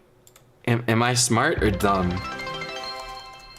Thank you so much for the cheers, Jaeger Aaron. Much love, much love. Say thank you for the biddies. Say thank you for the biddies. Thank you. Okay, you know what? He listened that time. He knows to show it. Oh, what? Okay, wait. Okay, all right. Okay, it's working again. Hi. I'm setting myself up. No, I'm not setting myself up. I'm not on a deck of cards. I'm a house of cards, not deck of cards. Yeah. I can't put Jerry in the... I can't do that to him. Light Yagami. I actually... Okay, so. I'm much more a fan of Yato than I am Light Yagami. I like both of them to a certain extent, but I have to admit, I think that Light can be a bitch sometimes. He can be, but I like his potato chip eating technique. I'll take a potato chip and eat it. Also, chat. Because it's late. It's late, but I did it, chat. I liked you. Jerry, you too. Okay, you missed like the tail end of the AI discussion thing, right? If you all do have any questions about astrophysics or about like... Okay. So a fun one that I didn't mention is, okay, so space travel, right? We'll likely go through a few phases of space travel. Currently, we're in the nuclear, well, not nuclear, but we just use burning fuel with a segmentation system of boosting up by burning fuel. And then you take that momentum and you go to a destination and use correcting jets to go this or that way, et cetera, et cetera. But we recently have... with the reusable parts has been the newest breakthrough. Rose Whipped, thank you so much for the follow. Welcome. The most recent one is that we have reusable parts, so parts that come back and you can immediately reuse them on a new rocket, which makes the cost so much less. The next upgrade, if you want me to be honest, is nuclear fusion, and as well as a few other things. Fun fact enough. Okay, so yesterday, for anyone who wasn't following it, there was a PhD class in, I think, where, Minnesota or something. Oh, is it Nani? Thank you so much for the follow. Well, anyways, they discovered how to go get Mach level jets in a safe environment for travel with like regular like commercial jets, where you can go up to 14,000 miles per hour, meaning that you could get anywhere in the world when this is applied in 1 hour or less. Anywhere in the world. A flight from New York to California would be 4 minutes. Would be literally 4 minutes. So that's something. It is still working. It's like in the very prototyping, but it will be like 10 or 20 years before it's here. But that's crazy. Anyways, it was a diversion from the science topic, but the nuclear. So we've been using nuclear fission for our nuclear endeavors so far, right? Nuclear fission is bad for a number of reasons, right? It is done in a similar way. As you might know, it creates nuclear waste. It creates irradiated areas and melts through things, and it never really goes away, right? It's terrible. It has a half-life of 10,000 years or something. No, I think it's millions of years, actually. It will literally be irradiated for a very, very long time. But the next one we do is nuclear fusion, which we already have done it in an inefficient way in labs. We've discovered it recently. Nuclear fusion is what the sun uses. It does not create waste, because instead of breaking the particles apart, getting a waste particle and an energy particle, we are now pushing them together. So we're pushing what we wasted back together, instead making nuclear fusion. It's not efficient yet. It's still far away. But when we get nuclear fusion, we'll have a much more sustainable, much more self-contained way of like boosting in space and stuff and going to places. However, I don't think people realize how big space is. And even a light year, that's how long it takes a ray of light going literally the speed of light, a year to go. And there's places billions of light years away. Billions. There's literally billions of light years away. So there, to put into perspective, there's only one way in all of science to bridge that level of distance so far in theoretical science. Maybe there's one other, but this is probably the most realistic one of how we could travel billions of light years in not billions of years or trillions of years, because it would take us trillions of years to get there. Trillions of years, literally trillions. And that's crazy to even think about. It would take so long. To put into perspective, if you took a spoonful of water out of the ocean and scooped it into a new empty ocean, one time every minute, one time every minute, and you did that, it would still take you like something like 100,000 times before you would even travel one of those. It's insane. It's absolutely insane. So anyways, the way to travel mass distances would be wormholes. And wormholes are interesting, right? The gate of a wormhole, the capacity for a wormhole, the biggest limiter for a wormhole is you need a massive amount of energy. You need a positively stupendous amount of energy.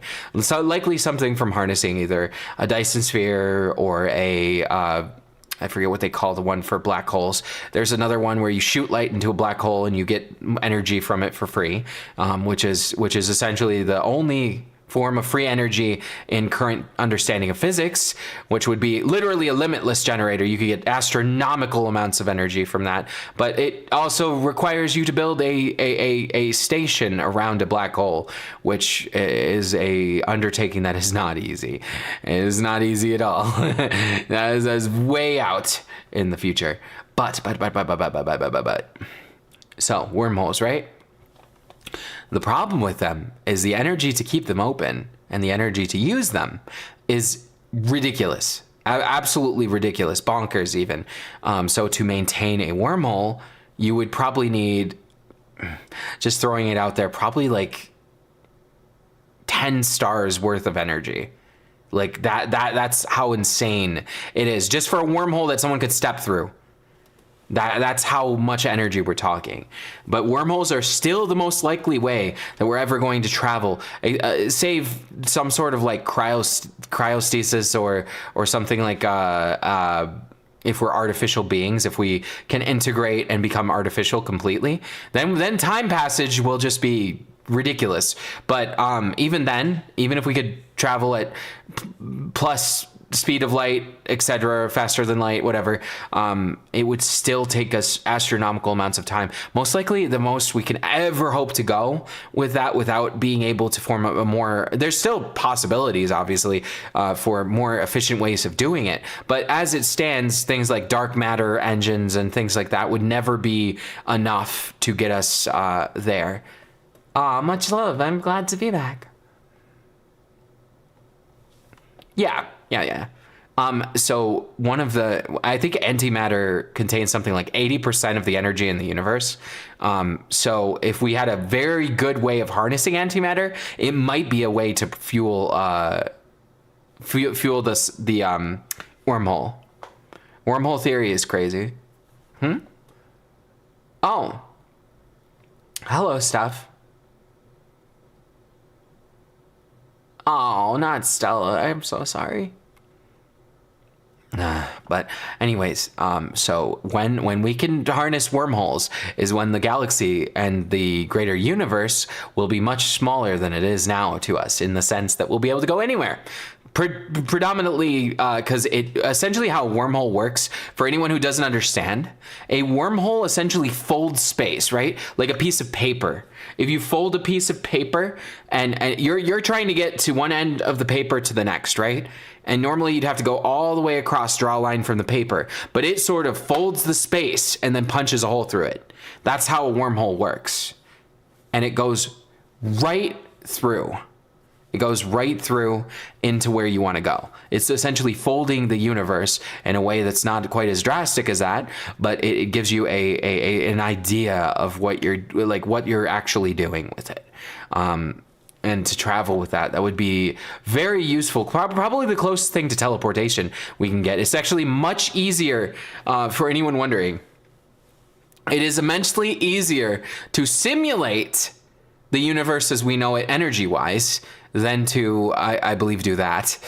Because the moment you start doing wormholes and sustaining them that is so much energy. That is so much energy. At that point, you might as well simulate the universe, because you could probably be on the same scale with quantum computing and whatnot. Yes, because, okay, teleportation, right? As we understand it, walking into a portal and then you end up in another place. That is essentially what wormholes will do. They will do a thing like that. But the problem is wormholes, right? In creating a wormhole, you might accidentally create something very, very bad. Let me see what this says. I'm curious.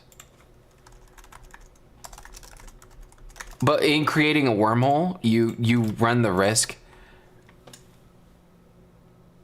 Much love. But when you create a wormhole, right, you run the risk of, I believe, black holes, like a miniature black hole happening and things like that, because of the amount of energy contained and the amount of energy you're working with. So we would have to find a way to sustainably do it without creating black holes. Because as for anyone unfamiliar, black hole is essentially a well of gravity, right? It is an immense amount of mass. That so much so that light can't even escape its pole, which is why it got the name black hole. It doesn't actually look exactly like a black hole. It looks like bending. It looks like if you are looking through something, it bends funny, right? It's like a very compressed space. And it has a lot of weird things happen with black holes. Like in a black hole is probably the easiest way to demonstrate time travel, or at least time differentiation, right? So to put that into perspective, if you were to walk into a black hole, you would progressively get slower and slower and slower, and then you would turn red, and then you would fade away. Now, the reason why that is that other than the black hole like compressing you, if you could remain in one piece, I should say, you could you would move progressively slower until you stopped moving, because time does not function the same way around a black hole as it does normal space. Time is warped by the sheer values of what you have in that space. Especially supermassive black holes are extremely, extremely powerful things in that way. Oh, okay. Field trip To create America? Oh. I hope it was fun. Oh, no fan arts? Oh, it's okay. Thank you for coming to the stream. Gameplay? I do gameplay. I do it all the time. I haven't done it this time. I'm getting an editor right. I have an editor right now, and they're working on editing things up, I believe, to previous streams, and then I'm gonna make an entire channel to put everything on. That's gonna be separated from my main one. Okay, go brush your teeth. Go brush your teeth. I hope it was entertaining so far. So there's a lot of fascinating things in space, but space can be scary. Ooh, space can be scary.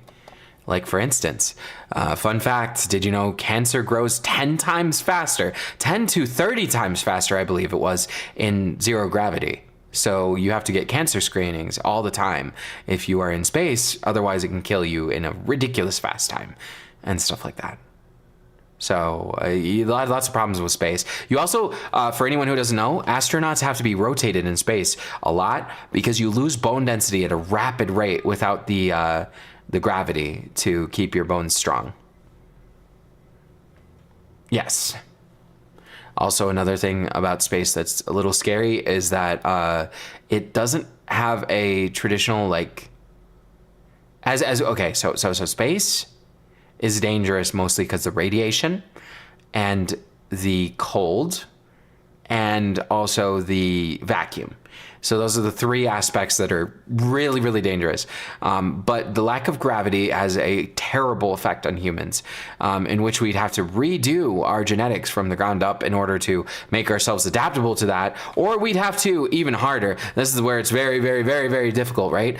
So if the graviton exists, right, something of I think they disproved it. I don't know. Maybe it does exist with the Higgs boson experiment. However, we need, in order to make use of anything gravity-wise, to simulate gravity, the closest thing we can do is have a rotating sphere, right? A rotating, like, cylindrical object.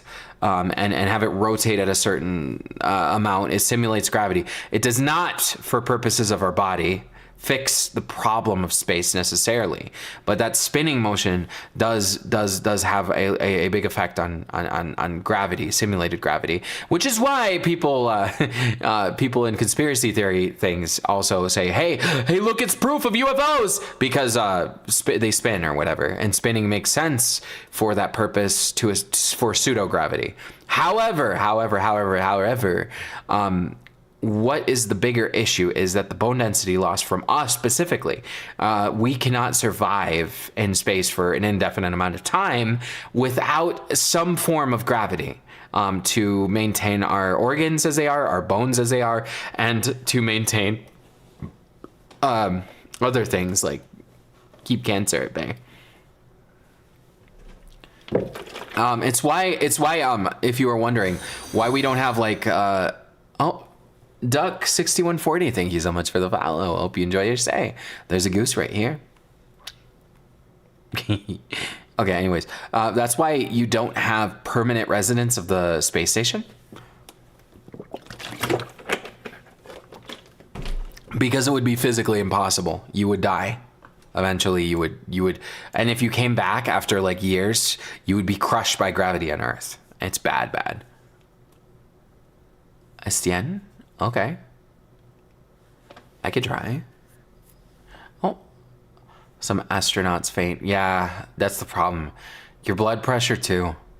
It's the blood pressure, the what it does to your bone density. It's overall very dangerous.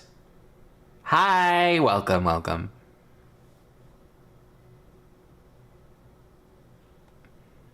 Easier male voice? That's a good question, but I guess this one's not too bad. But I guess adventuring? What's the matter, friends? Milkman's a little tough, as well as, like, deep ones, yeah. etc. Yep. Oh, I mean, there's so much unknown, yes. But if you were to ask me flat out right now, do you think we're alone in the universe? I would say probably not, but we could be. It's possible. The reason why I say probably not is I think that it's just very, very self-important to say that. I don't think it's impossible that with how big the universe is, that there are other Earths, so to speak, but we just haven't found them. And oh, hello.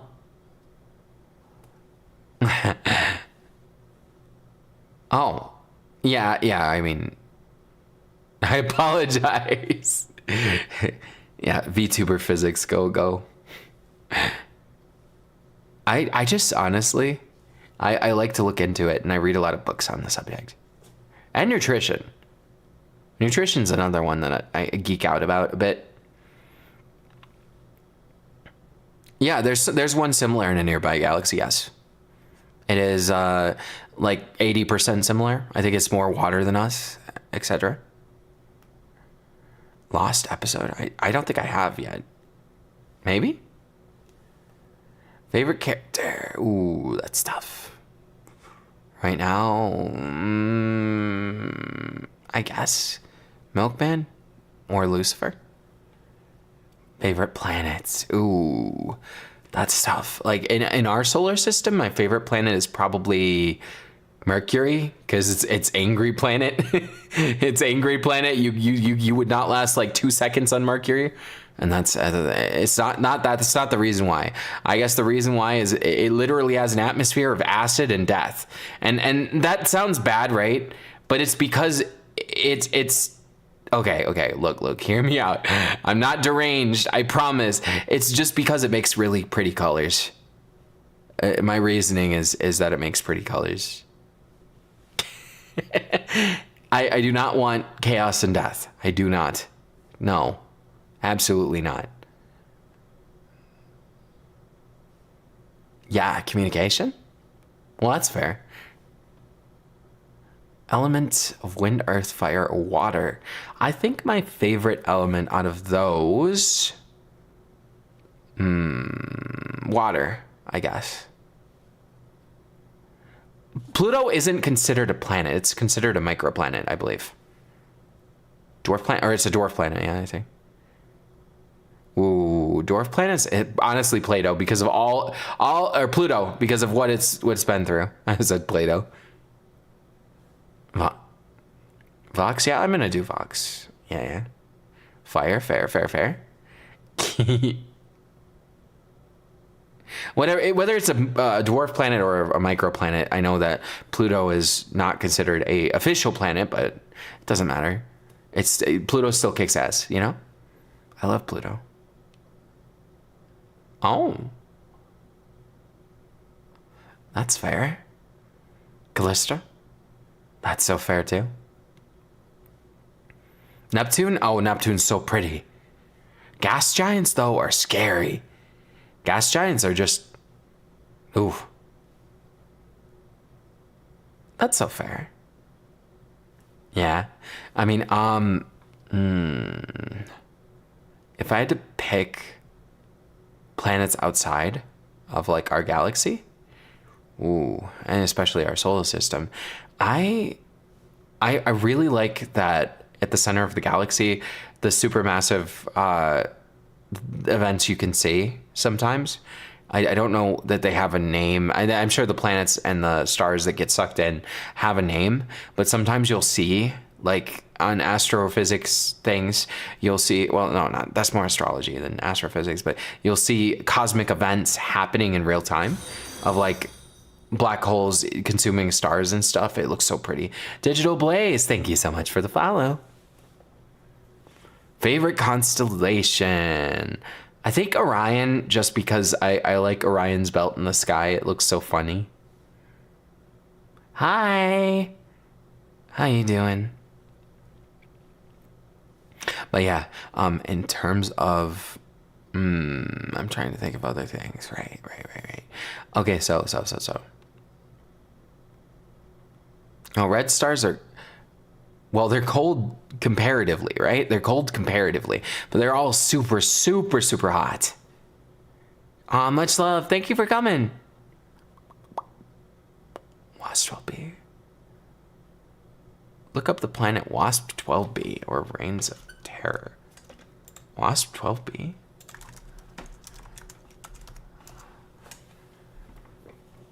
What is this? Is a hot Jupiter orbiting the star Wasp 12. Oh. Oh, it's being torn apart. Yep. That's what gravity does. Gravity's scary. Gravity's scary because gravity will tear apart things. It looks really pretty, but it's scary, you know? Favorite Disney movie? Oh. So personally? Oh, bye-bye. Okay, personally, let me see what the poll says, by the way. Personally, my favorite, watch along scary. We haven't watched any scaries, so I'm gonna put some scaries on because I got distracted for 2 hours. Sorry about that. Okay, so favorite Disney movie right now, maybe Moana right now, because I really like I just like the vibe of the movie. I'm doing good. Thanks for asking. Oh, Little Mermaid or Bambi, good choice, good choice. Little Mermaid's up there for me too. Nibiru.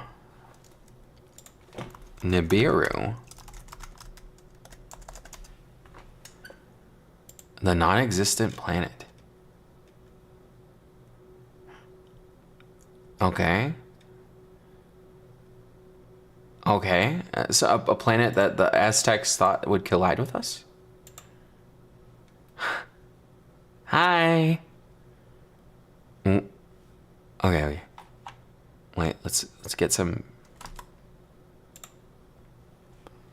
Let's get the. Is this it? Here we go. Ta-da! Wait, is it? Yeah, there we go. I got scary video. Chat, you want scary video?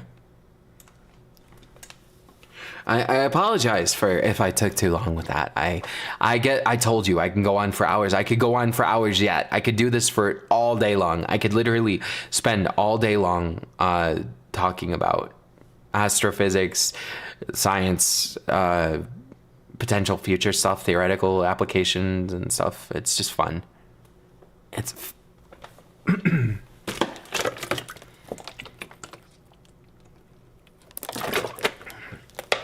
What Disney movie song do I like? Ooh. Oh, that's a good question. I have to think about that. Maybe the sparkle one from that crab guy. I think Shiny. I forgot about that. Enjoy learning. Yeah, I love reading and watching stuff. Favorite book? Mine, Where the Red Ferns Grow is so sad. I've read that once. That was woof. Yeah, I'm glad you enjoyed the conversation. Okay, favorite book is probably Sapiens by Yuval Noah Harari, or possibly Homo Deus, also by him. He's just a very good author. Other than that, I like the biography of Da Vinci. Just because Da Vinci had such a unique life. I studied Da Vinci for a while because I really liked the ups and downs of his life were so dramatic. Going from being essentially a joke and like a fool in society to being considered one of the most memorable people in history is just the most underdog story of anything ever. Oh, that's okay. You can stay quiet if you want. Okay, let's see. Oh, almost there from Princess and the Frog. Good one. Truth behind the Wizard of Oz characters. Oh, damn. Where's the red friend? Oh God, it's gonna be so sad in the movie for him. Ugh. Chat. I don't know if I want to see that. That sounds terrifyingly sad, and I don't do well with that. Let's see. So this one's called Guest Bedroom.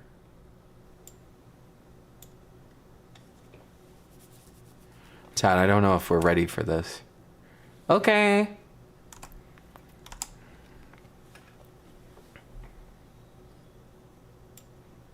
It's so quiet. Not gonna lie.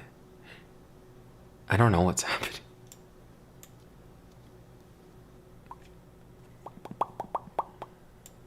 Oh, you mean what's happening like that? Yeah. This room looks so bare bones, right? I feel like, hold on, chat. I feel like this room needs like a lot of, like something here and maybe something here, like posters or something.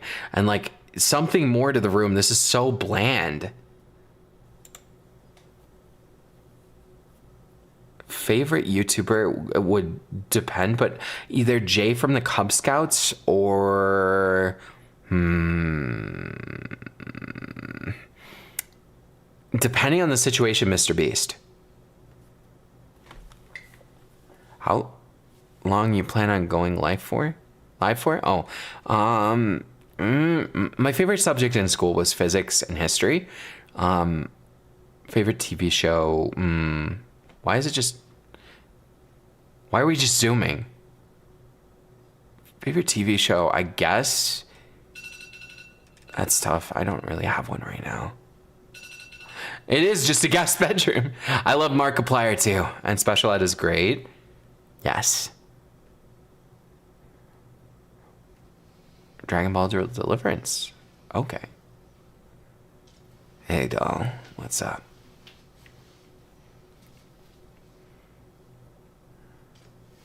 I don't think they needed to zoom in for almost 2 minutes straight. Hi. Welcome. Yeah, whose dad is that?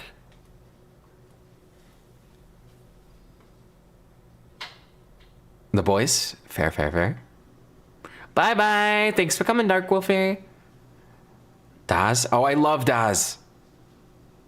Daz, or is it Daz? Does it? I never really realize how it's meant to be pronounced. Daz?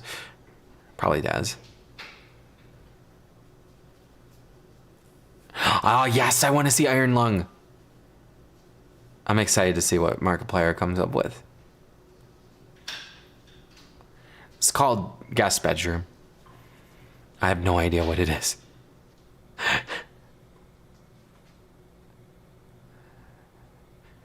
Father, what are you doing? I like the LED, I guess. Wait, it's kind of lazy. Why'd you leave the LED lights on? What? Chat, never do this. If you have LEDs in your room, these things get hot as fuck sometimes. Like, don't leave these on overnight. Be sure to turn them off. Not only for your electric bill, but for your safety. Don't go getting a house fire out of LEDs. These shits, depending on where you get them, can be so flammable. Don't mess with it.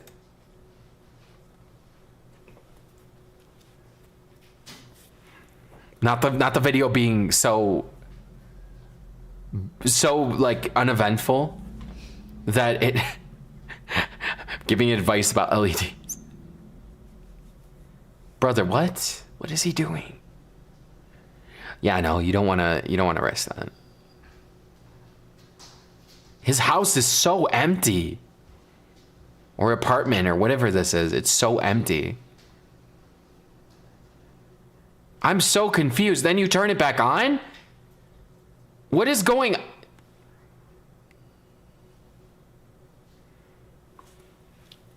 Chat, the thumbnail was so good.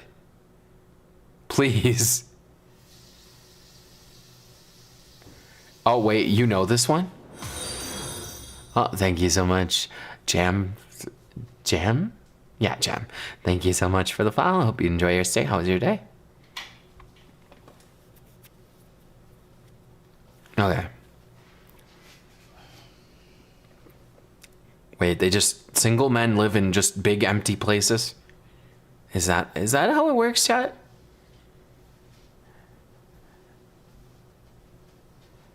Yeah, I don't trust this. I don't know why I don't trust it. Like, what? Welcome. It's okay. What the fuck are we doing? What? Oh, it is an apartment. Okay. S'mores, thank you so much for the follow. I love s'mores. S'mores are so good. Yeah, this is not good cinematography. I'm not. Like, I don't mean to complain or like put someone down, but like you could have cut this to be like a 1 minute video. And my attention span. Wait, what are you telling me? I'll put kiddo to sleep. Fair. Who turned it back on?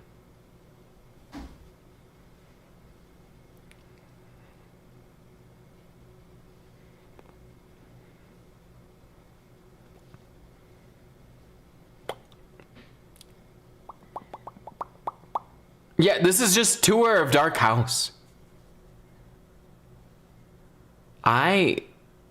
What? Is this supposed to be lead up? Is this supposed to be tension? There's no sound either, like, except for the alarm. But what? Why not put like a backing track or something? Or like some, you know, the like dramatization thing? Ah, thank you. I appreciate it. Oh my God.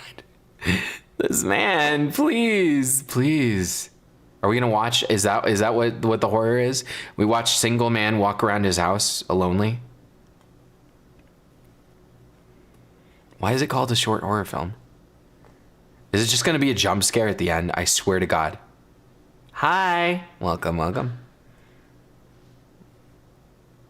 Oh, dead silence. That movie fucked me up because ventriloquist dolls.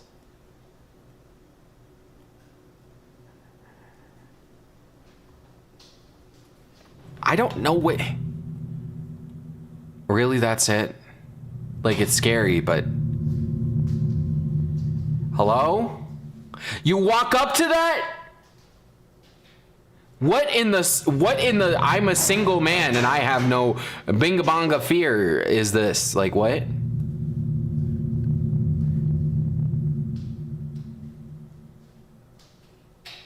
Yeah, I'd play Friday the 13th. Wait, did he not see it? Did he not see it? Is that the thing? He didn't see it? But still, you didn't have to make all this like walking around, you know? Hi. I guess it's like kind of lead up. I don't know. It just felt like it was so long. Yeah, that was Babadook's. Actually, that was, for anyone wondering, that was Babadook's aunt. Babadook's aunt is currently going through something, and she had to divorce Babadook's uncle, and there's a whole like case for custody of Babadook since they adopted him when he was 5. Yeah, it's pretty rough. I kind of feel bad for her. That is the most non-threatening knife I've ever seen.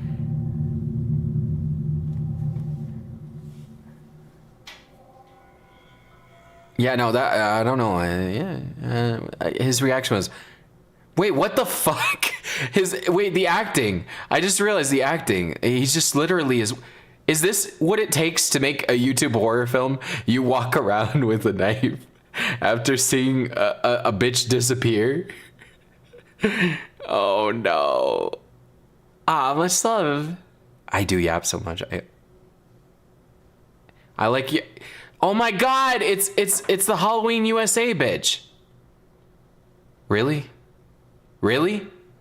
Really? Really? Chat, what the fuck? Okay, I regret everything.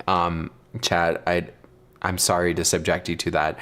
I expect a little bit more than that. That was it. That was it. She just looks at him. We don't even know that she does anything. She might be friendly. Maybe she's just like, hey, you didn't eat your crumpets there, sonny boy. And then she just like gives you your like meal or something. Like she just went through a divorce with the Babadook's uncle. Like I don't even wanna. Nah, that was rough. That was rough. I'm not gonna lie. Chad,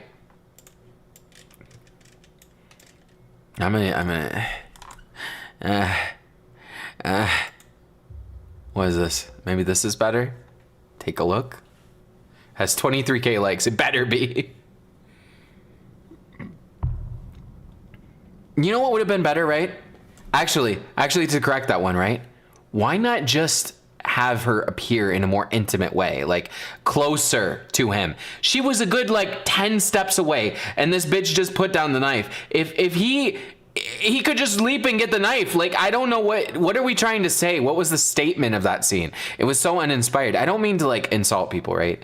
I'm not trying to say don't do it. I'm just trying to say maybe think about why you did the shot in the first place instead of just walking around, you know? Yeah, I mean, run and then cut. It would have been better that way. It was such a lazy. It felt so like this is the most basic. Oh God, that was a jump scare. Hereditary bear. Hereditary. Look, I'm not trying to ruin anybody's day. I just want, I feel like a lot of things, right? A lot of things that get labeled bad are usually because someone wasn't like, they weren't thinking the shots through, right? You think the shots through, it's not that bad. Oh, Nuke's top 5? We could do that if you want. Yeah, no, the angles are non-lazy. They feel ominous or like they're presenting a cautionary tale. Like, I feel like I can read the angles and see more love put into it, you know?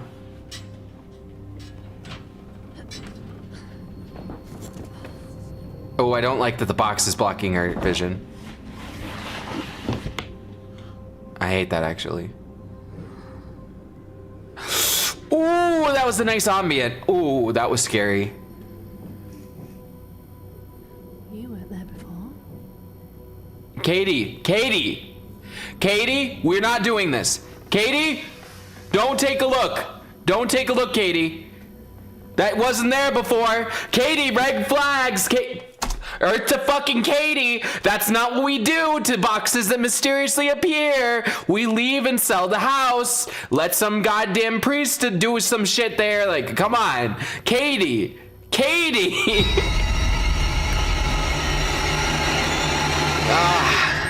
Yeah, you can hunt me down on YouTube if you want. I'm making a new channel for Void because most of my content is ASMR. I want to separate it to be like better.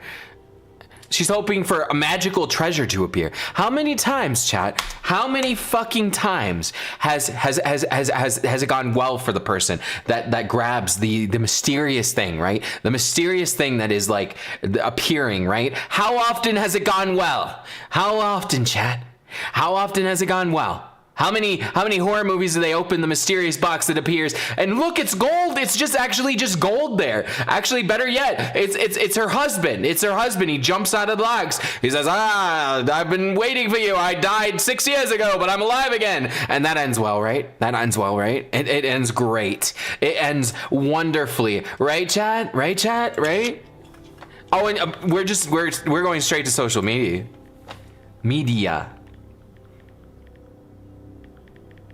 This is called Take a Look. I don't know what it means. I think it means the box.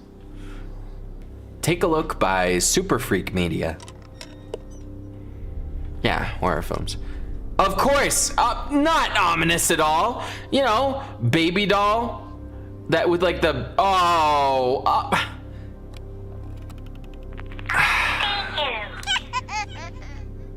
Nope.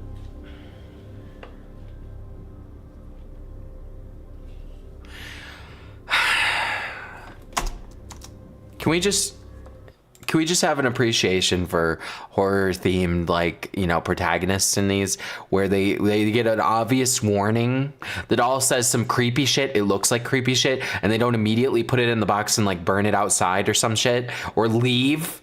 Like, can we just get an appreciation in chat for that level of audacity that they feel the need to just, oh yeah, nope, let's keep looking. Let's keep looking at the mysterious box that appeared. Jerry the Goose is feeling fantastic in the chaos and mischief. Embrace the feathered fun and let the honking adventure continue. Swan Party Popper. I don't know, chat. I can't. And here we go. Some ritualistic looking shit. Like, this looks like was this made by Satan? Oh God, I should check it out. It has teeth inside of it. Is that teeth? This is all good vibes. Oh, great. Well, Allison, you don't need to do this. Like, she dumb, right? Allison, she basically walking into your trap, right? But you don't need to do this. Oh, you dumbass. I knew she was gonna do that. I fucking knew it. Chat. They yeeted her. Katie should embrace the chaos and mystery of the haunted box. Explore its secrets with caution, honor its history, and let the feathered fun guide her journey. Honk honk. Well, for I spooky appreciate adventures. that. Package Swan.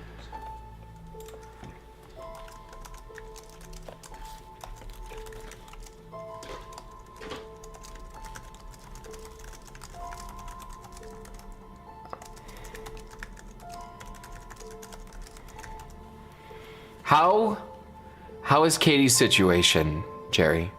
Katie is cooked, chat, but not in the normal way. She's deep fried right now. Yep. Wise words. Wise word. Don't let her see, but she sees you.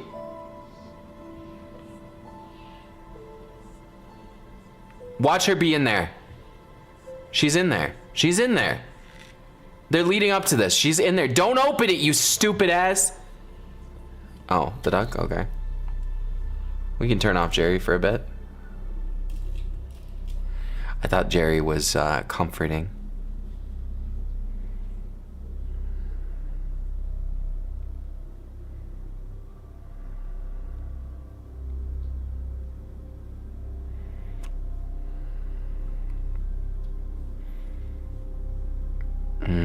I don't trust this. Why would you do that? What the fuck are you doing? Yeah, I think it's gonna. Oh, you're smart. You're real smart.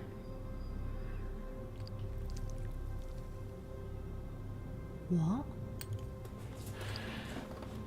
How about you, that's your first red flag right there. Then probably like your 10th red flag. But you just love red flags, don't you? You're the type to like, you're in the killer movie and you walk into the killer. Like, are we playing DBD? Did you just see like fucking Jason Voorhees or some shit and you walk into him, give him a hug?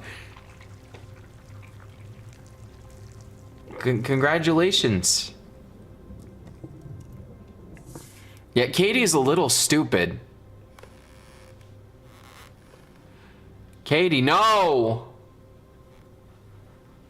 Yeah, exactly. Whenever you're feeling down about yourself, at least you're not Katie. Don't be Katie. She's not the smartest in the... Well, now... Crystal Brown? Thank you so much for the follow. Appreciate it. You're fucked. You're so cooked. See, now you're seeing it without it. Now you're seeing her without it. Oh, this is a terrible effect. Ah! That was terrible. I hate it. I hated that effect. That was so good, though. Chat. Can we just talk about just a momentary moment of silence? That was such a good shot. Oh my God, that was such a good shot. That was so good. The quality, the absolute quality. YouTube blessed us with the quality gods after the last one. Damn, that was good. They were showing the dogs.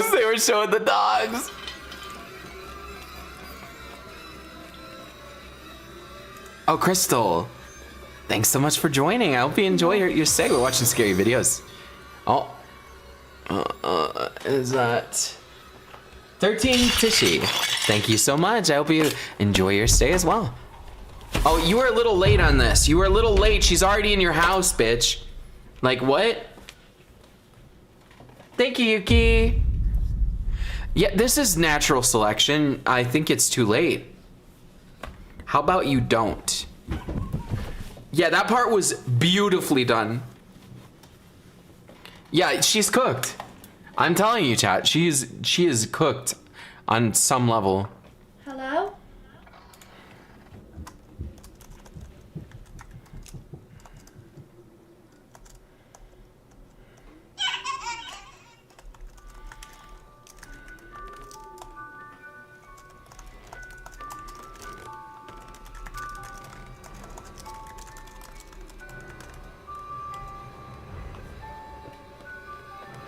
Jerry, did she mess with the wrong box?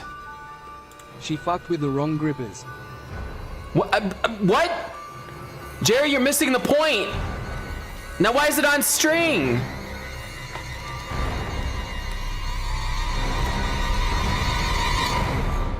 I see you. Great. I see you too. Now look. Yeah, the demon is paying rent. Jerry, don't worry about Jerry. Jerry be saying some sus things sometimes. He be on that sus level and I don't know what to do about it. Jerry has a unique way of talking. Oh, that's pleasant. I'm glad she looks like that. Aren't you, chat? It's so comforting. Okay. Oh, bye, Dayani. I hope I said that right. I hope you enjoyed the stream so far. No anxiety attack. Please get some chill vibes, okay?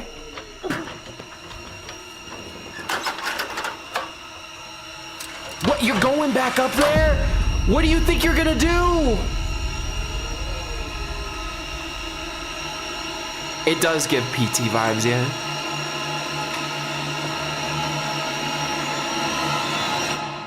Why am I doing this? Well, we can put on Jerry for the next video.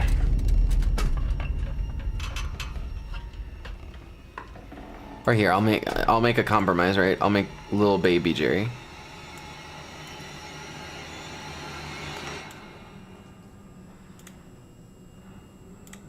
Little baby Jerry. Yeah, I don't know what to say to this. Like,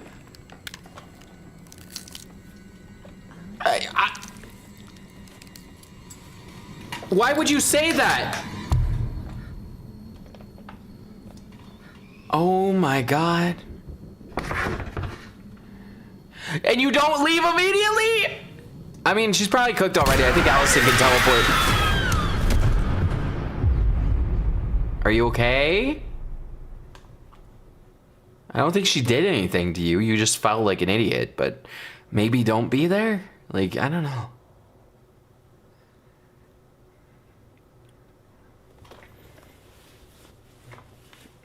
Yeah, sell the house, cleanse the house, stick Jerry on her. Do something that isn't this. Well, maybe don't mess with the ghost, you know? Jerry Bezos.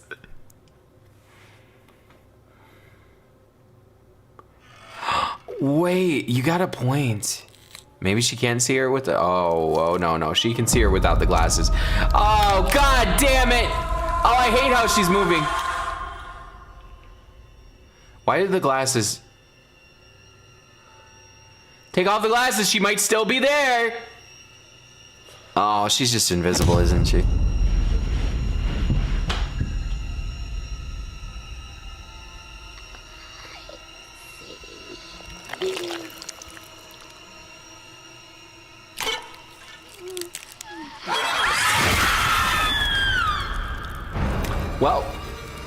Well, Katie.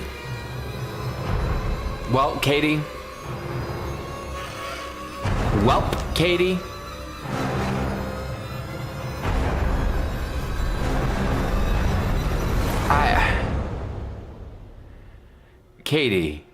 Katie, please. That was good. That was really good. But like, chat. Why are we even entertaining the idea of sticking around if the ghost is already aggressive, right? That ghost was aggressive from the start. I love mommy one milkers. Oh, much stuff. Welcome to the stream. My physics are off right now, but okay. How we feeling, chat? There's a Katie in chat. I'm so sorry. I'm so sorry that this Katie in the thing gave you like a bad, like, and that Katie is not you. I want you to know that you are so much smarter than the Katie in this, and so much better and wonderful, and you deserve to not have that represent your name. I'm just gonna say that flat out.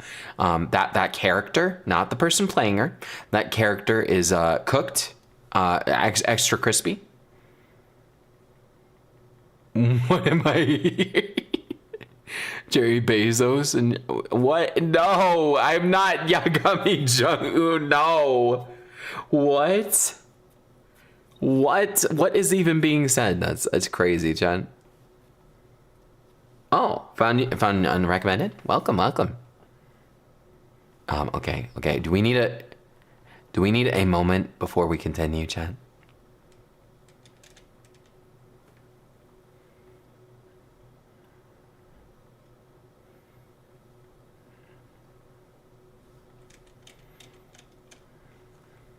Why are you saying that?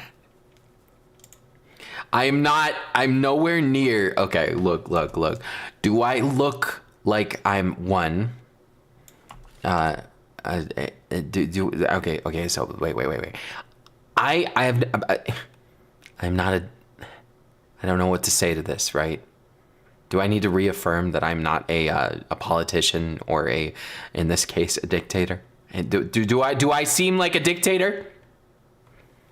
The only thing I'm dictating is how dumb the movie protagonist was. Please. Oh, onesie. Okay, sure, I can do that. You want some of those? Scary stories. But Chad, it was definitely, hi, welcome. Hug after that? Yeah, no, I feel you. Understandable. Yeah, I'll get a hug and a kiss on the forehead. What? Don't eat Jerry? I'm not. No. I'm Titan. I'm Titan version. I don't know if I am, but well, let's see what auto plays. Good morning. Jennifer super chatted $1.99. Yagami, welcome back. Q_Q can Hawks say hi. Thank you so much. I appreciate it. And hello. Also, Exilma, thank you so much for the follow. Why is JoJo's Bizarre Adventure playing? Why is the live action to JoJo's what came on next? Chat, this can't be. Wait. There must be something, right? Oh, this one's 25 minutes. It's called Finley. It has 132k likes. Jesus. Oh, you want some nukes top 5 then? Okay. I'll keep this one as ready to go. Hey, doll. Let me, I guess, get here. Nukes top 5. I don't know why I typed time.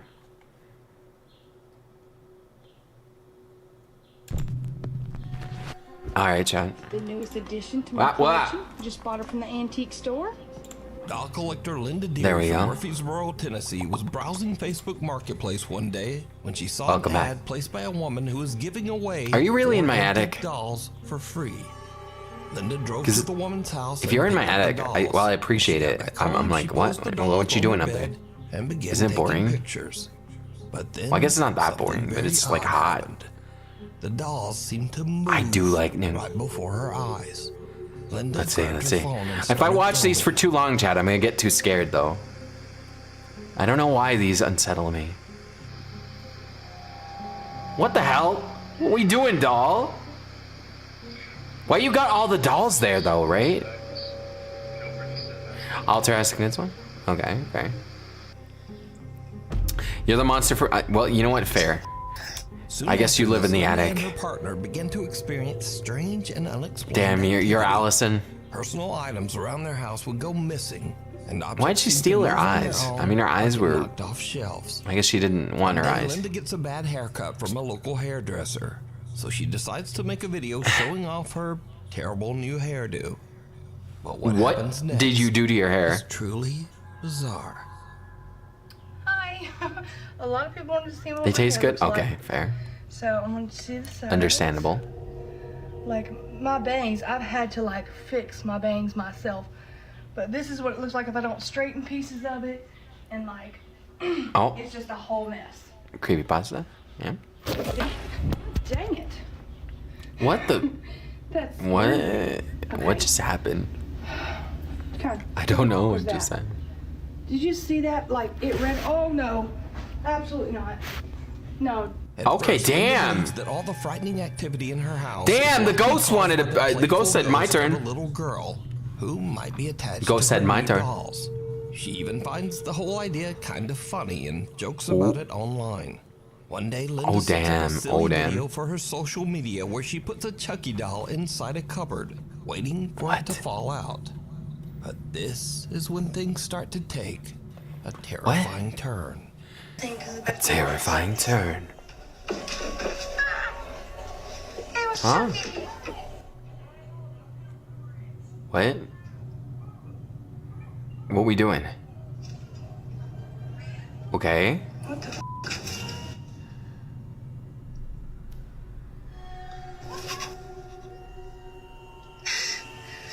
What? Okay, I didn't plan this one. Chucky's I just don't. supposed to pop out, but his hair's moving. Holy shit. I mean, could it not be from an air vent? What the heck? I don't know. It looks like an air vent to me, but welcome back. But why'd you specifically get the creepy doll? Move, God. What the fuck? Oh He my didn't like God. that. Okay. He didn't like that. What? What did I see? Oh no. Move. Oh, he didn't Oh like my that. God. He said, Okay. nah, nah, nah, nah, nah. Okay, joke's over. Joke's over. The video goes Damn. very wrong as the doll's hair begins to move for no reason. And then Chucky's head seems to suddenly Okay. spin around all on its own. Yeah, you gotta get rid of that Things one. just get even weirder Hi. from here. Welcome, One night, Okami. Linda and her partner are asleep in bed when they are woken up by the sound of loud banging from their front room. The bangs are so loud and intense that the couple believes that someone is trying to break into their house. I don't know They what the immediately phobia of call it the is called, police. to be honest. So, officers arrive on scene and review footage recorded by the couple's front Hi. door ring camera. This is our house. Yo, let's look at it before bed. Yeah, dude. Something's in her. Yeah, you gotta throw it out of that one. Stop being hyper, please. It's scaring me. Wait, stop being hyper. What? Wait. What is going on? What? What was that? Is that the blinds or something?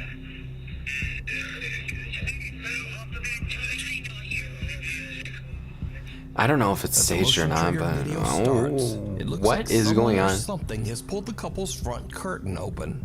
But Wait, even what is creepier, developing today? Whoever this person is, they appear to be inside the house. Then whoever it is seems to slam the curtain closed again with a bang. Well, Linda okay. swears that she and her partner stayed inside the bedroom and Oh, didn't move until Okay. police arrived. I didn't know that. The officers Oh, checked it's the house good to know. inside and out, but there was no one else there. Hi, I hope your So sister now, has a nice day. Linda has had enough of the creepy dolls. Recently, she attempted to get rid of the dolls at a yard sale. Chucky doll? But in a darkly funny twist, Linda says that someone actually stole 3 of the 4 dolls from her yard sale. To the thief that stole these dolls Okay. out of the yard sale at 3 o'clock this morning, you're going to regret it. They're haunted. Had you waited till sunlight, you would have seen the sign that was under them that said, "Haunted dolls. If you have children, please don't buy." So, good luck to whoever took those dolls. Okay, Because it seems they- like I'll take some water. need it. Hello, doggy.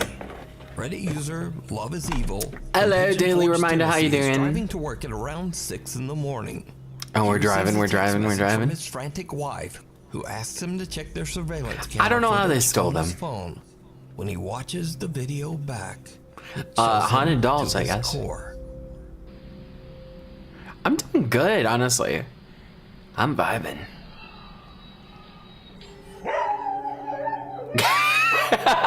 Doggo said, woo!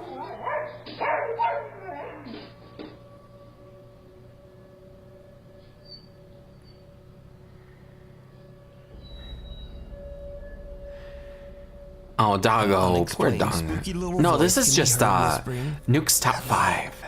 and the family dog just goes nuts.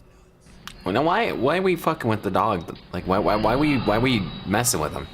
Dog didn't do anything to deserve this. Yeah, dog didn't like that. Don't pick on the dog, Ghost. Come on. I didn't play anything. I talked about astrophysics and theoretical AI stuff, application AGI and stuff like that too. He says that they have never experienced anything like this, and they don't know what to make of the creepy little voice. So did the couple's dog get scared by a paranormal entity? Or just what is that creepy little voice? Old school. Cathedral High School in Los Angeles, California was built over what was once a cemetery. The school even honors its dark history by featuring real pieces of old recovered headstones on its walls inside the school. Why would you do that? What? Ain't that like disrespectful? Wait, chat, ain't that disrespectful? Like, it almost feels like they're making a show out of the headstones. Like, I don't know about that. I don't know. Oh, Shrek and Gojo's? I did not. I feel like that's really asking for problems. It doesn't seem like doesn't seem very respectful now. Nope.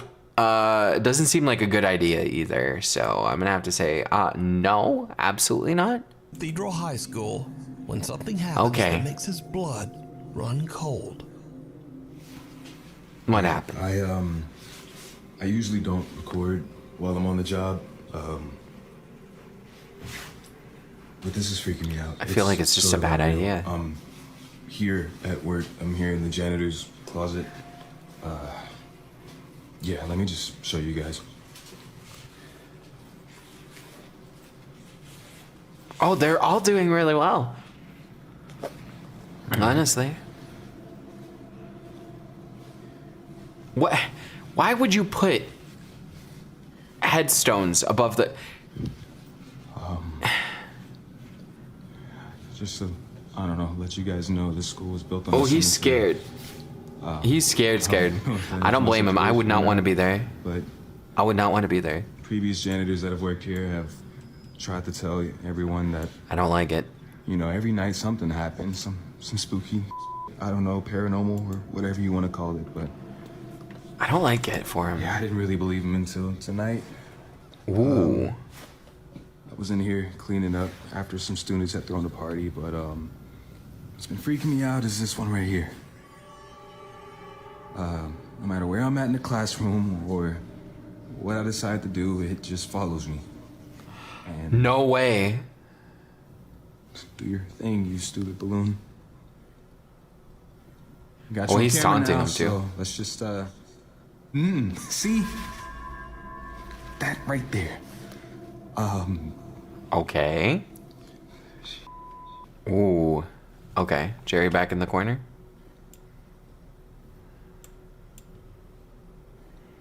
Jerry's here for moral support. This on some it level bullshit. Is it gonna come around the corner?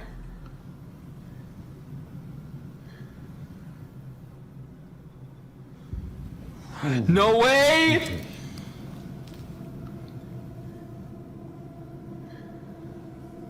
Oh my god! That would be so scary. Oh god! No. Oh my god! Oh my god! Okay, yeah, no, real talk. I would not wait. My model's fucking up. Ah. It just follows me. Why isn't it working? Hold on. Ooh. No, I can't.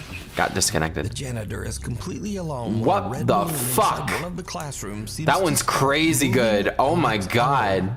And follows him. That one is crazy good. What the hell? Much love, Kiara. Oh, and Jaeger, and thank you for the 2 gifted. Much love, Kiara and Jaeger, and make sure you thank Jaeger if you got gifted. The custodian captures this spooky evidence. That is crazy. The building security guard. That's wild.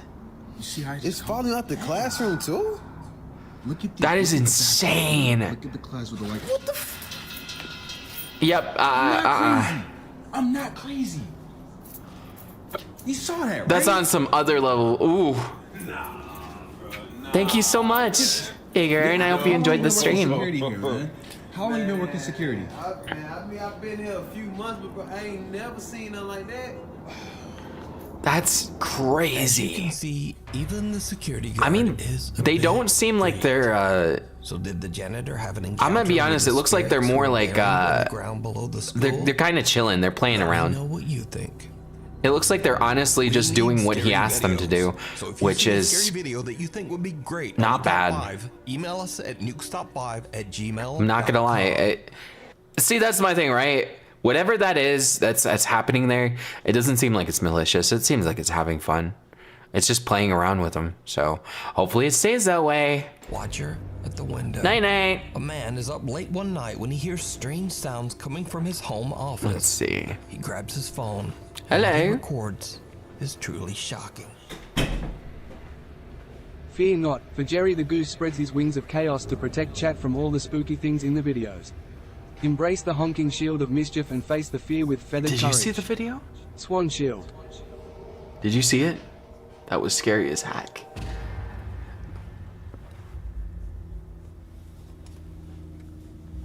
Now, the guy was freaked out as whatever is outside the window seems to What the disappear when the lights What the are hell? turned on. What we doing? But Ooh. look closer. Oh, he playing that thing. Just outside the window, we can see that there is still a strange pair of Oh, glowing eyes shit. staring Oh, back fuck. at the man inside.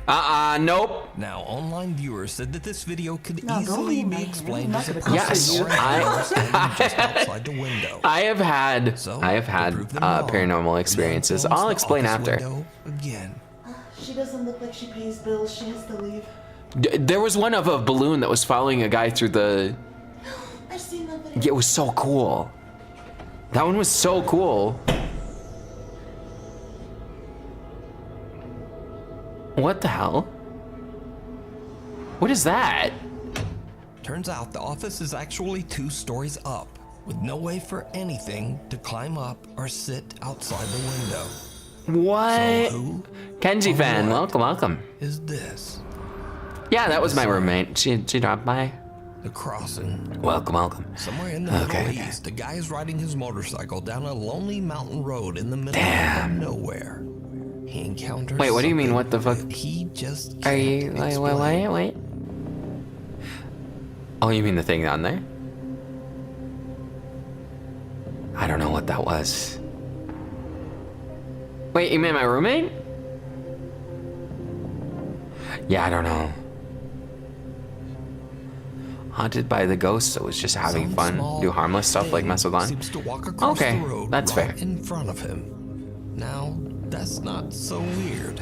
But whatever this No, that's is, okay. it seems to be walking on 2 legs, and then it seems to raise itself up Ooh. and jumps right over the roadside guardrail. Yeah, what the fuck? Motorcycle rider is shocked. That's crazy. He rechecks his video footage when That he was gets weird. home, but he has That was so no idea weird. what he encountered on that isolated mountain That looks road. like a person. Disturbing results. YouTuber Tyler Blanchard is very much a skeptic when it comes to ghosts and the paranormal. Tyler believes that Okay. the reason ghost hunters usually find so-called paranormal evidence at haunted places is simply coincidence, coupled with the fact that they Schools with expect dead body, to experience damn. paranormal activity. Are ghosts real or just scared people imagining things? So, Tyler cooks up a very interesting experiment. He invites his oh. friends to go on a ghost hunt. However, Okay. he splits them into 2 groups. This is so cool. One group, Welcome back. including Tyler, goes to a house that many paranormal investigators claim to be I like the idea of extremely this. haunted. The Brackenford Manor in Lake Arrowhead, Yeah. California.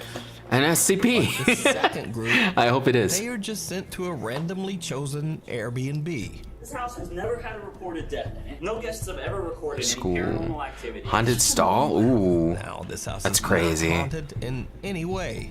However, the second group is told a fake ghost story about how this typical random Airbnb house is extremely haunted and was the site of some grisly and Ooh. terrible events. Wait, this None is of such a which is cool true. experiment. I like this. I like this. There was a family that lived in this house. A burglar basically broke in and the family, and it's rumored that they still are here. Oh man, not this ghost stuff, man. So, Aw, the shit. experiment begins, and the Ah, ghost shit. hunt starts at the Welcome back. real haunted house, Welcome back. Brackenfern Manor. Now, Tyler isn't expecting anything to happen. How'd it go in the or to stall? find any kind of paranormal activity. So when he and his group start investigating, they're mostly cracking jokes and playing pranks. He's asleep.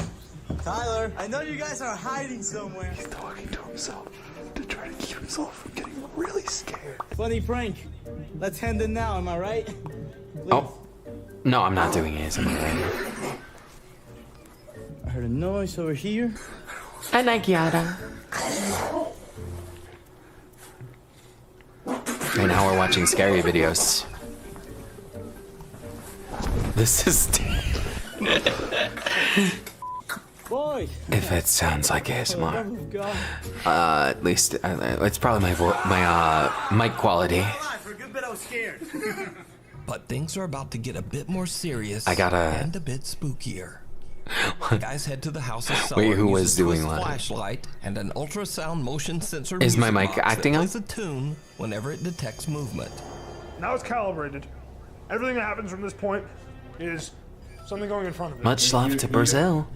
Can you make the music? I think that's the Brazilian flag, right? Start. Okay. That's fine. Ring the music box if it's okay if we can sit down. Thank you. Okay. Honestly, this Wait, that was kind of seems cool. so unexplainable, but not as unexplainable as the Wolf non-haunted Gut? house. I don't know who the Wolf Gut is. I'm gonna be honest. All right, literally nothing was happening there. This is weird. If you are here, would you mind turning on one of the flashlights? Or the motion sensor, whichever you prefer. You prefer the motion sensor? I know. It's Both, funny. I guess. That's crazy. Oh. The ghost is flexing. Yeah, that's just a... Oh, it's a type of. Oh, it's a type of. I didn't know it was called And that. even after repositioning, it still Okay. went off. I didn't know. Well, thank you very much for having us. We're gonna go upstairs to this beautiful home. Please stay Comfort here. during the video It's so I been can awesome get hanging smile. out with you. But we're gonna pack Hey, up our bunny. things and I hope go. you're okay. Thank you for this experience. I wonder if the equipment And is that also you going take on care of off at yourself, the other okay? house, or if it's just going off That here. goes If for it's all just going chat, off too. here, that is pretty sus. Oh, okay. I mean, that Good box to know. hasn't worked at all, ever until we get here. We calibrated it 3 Okay. times and it worked every time. There's some presence moving in front of that machine. Now, Tyler gave both groups Okay. the exact same type of flashlight and motion activated Oxadia, music box, okay. but only the ones at the haunted Brackenfern Manor Love advice? are activating. As The I'm. instruments at the haunted house actually seem to respond. As I'm Ace to Arrow, their I think I'd be questions. terrible at giving love advice. Actually, maybe good, Airbnb, but maybe the not. Same instruments. Don't do My love advice would be anything. don't settle In the and night, make sure that you be friends with them before you be more, you know? If you can like them, then you might be able to love them, you know? Hello, player teal. Love is an open door. Wait, that could. What? That could have been something, right? That could have been the air, the wind. Okay. Yeah. Bingo, baby. But I see dust particles in the air. It could be that. Alright, well, that's kind of all I needed. A window in one of the rooms moves by itself. I think it'd be and the music dust in the box air. activates as if someone is moving by that window. So, in a final attempt to disprove the creepy results from the music box, they try one more test. Friend zone? What? We're up doing some late night research. Leave it silent. Yay, for happy you exactly finished your 10 drawing. seconds. 1, 2, 3, 4, 5, Wait. 6. Oh, it's chat for YouTube and Twitch. And 10.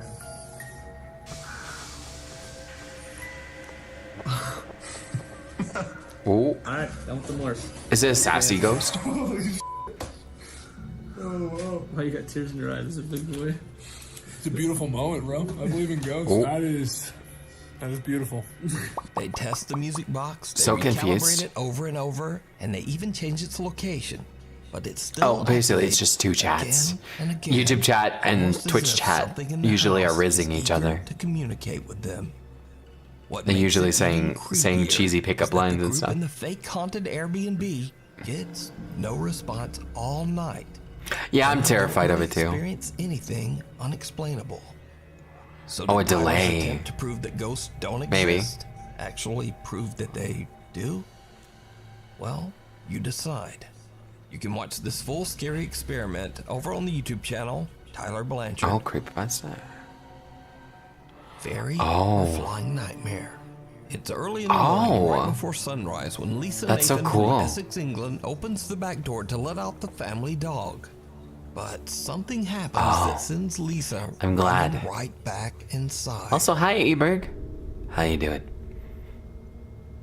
Welcome to chat. What? What in the hell? Pale something can be seen flying around What Lisa the before she fuck freaks is out that? and slaps it away. After reviewing the footage, Lisa believes she might have caught evidence of fairy. That's rough. Now, I'm certainly not saying that whatever this much love, much love. a fairy, but it definitely looks very odd, and no one seems to really know what this thing is. So if you have any idea on what this weird little flying thing is, let me know down in the comments. Eberg, thank you so much for the follow. Much love, much love. I don't know what that is. It was spinning funny. It looked like one of those like little fly, like I don't know what they are, like a little drone kind of. Yeah. It did kind of look like a flying. It's a little dragon. We discovered a dragon. What? What? The hell? A woman wearing a long white dress can be seen crossing the highway dangerously What the close fuck to is the she cars doing and there? trucks zooming right by Politely, I don't. Why would you do that? Don't do that. Don't do that. Don't do that. Don't do that, lady. Lady, no. Goosebumps for like an hour straight on my arms. I want a pet dragon. It was scary. Pet dragon. This mysterious highway figure is. It has skin seriously. Yeah, the big ass bug. And it did kind of look like one. And the next day, mini alien saucer. Let's go. Let's go. Well, you could try and raise me, but I'm Ace Arrow, so I don't think it'll work. Around the exact same time, a vehicle swerves and has a tragic accident on the interstate, ending 2 lives. But again, we're still keeping a close eye on this crash. That's not good. What's the latest? Indeed. Unfortunately, I have sad news to report about this crash here, Laura. Sorry to change gears on such a beautiful and pleasant morning here. It's anything but on the lanes down there. It's terrible. Yeah, I think it will work on your crush. Happened before 2 a.m. this morning. State police now reporting 2 people have passed in the Wait, you also witnessed it while driving with someone? Also, is that 47 just outside of Posen and Aria? The drivers and passengers in the crash claimed they Aria? saw a Thank you so much for the follow. Much love, much love. Walking on the road. They say they swerved to miss her. What's with that eye? The accident. Oh my god, yes, I want a pet dragon. No way, she causing crashes? That's terrible. So sad. With another driver right behind him, and they seen the same thing as I did. Wait. Do I think one is? Yeah, it's Nuke's top 5. There was a car accident, multiple You meant cars. from a girl? Wait, what do you mean? One ended up dying, 2 people went to the hospital. Well, the 2 people that went to the hospital gave a statement that they That's seen a white goodness. figure on the road, and that's why one Hi. car swerved into the other car. Weirdly, despite these eyewitness reports, cameras posted along the highway show no one Damn, walking this in the road lady is- at that time. So What the the king heck? captured an entity on his dash cam that caused a Is she terrible car causing accident. crashes out here? You decide. That'd be terrible, Over honestly. 13 years ago, YouTube urban explorers smashed TV Canada. Oh yeah, set for out anyone one new. night to explore the abandoned I'm old McCormick a female who factory in voices London, males for a living. Ontario, Canada. Now the group is aware that the property is often inspected by Much love, security. much love. So when they hear strange sounds from This is a somewhere in long the video. building, I like they it. immediately suspect that it could be security. This is the last and they one? turn I off think it their is. flashlights to avoid getting caught. But what happens Ugh. next is downright Yes. chilling. Can I turn mine off? I am a female who does male voices. Hello. Hi, how you doing? Etc. Who's there? Hello? Bum, bum, bum, bum, bum. Oh, that's fair. Okay, I can go from normal range to lower to lower to lower to. Wait, let me try and go through the various ranges. Lower to lower to lower to lower to lower to lower to lower. I can get pretty much lower than that too, but it's harder. It hurts. Yeah, oh wait, I did not see that. I did not. Next audio? I have no idea. I improv everything, so I don't know, because my brain is slow. There was something in the hallway? Did you see it? No way. Someone Did or you something see can be it? seen walking Oh into shit, a I saw room it. At the end of the hall. Damn, me walking in. See anything. I'm on Hearing you bizarre think that noises way. throughout the building, the group eventually leaves to go home.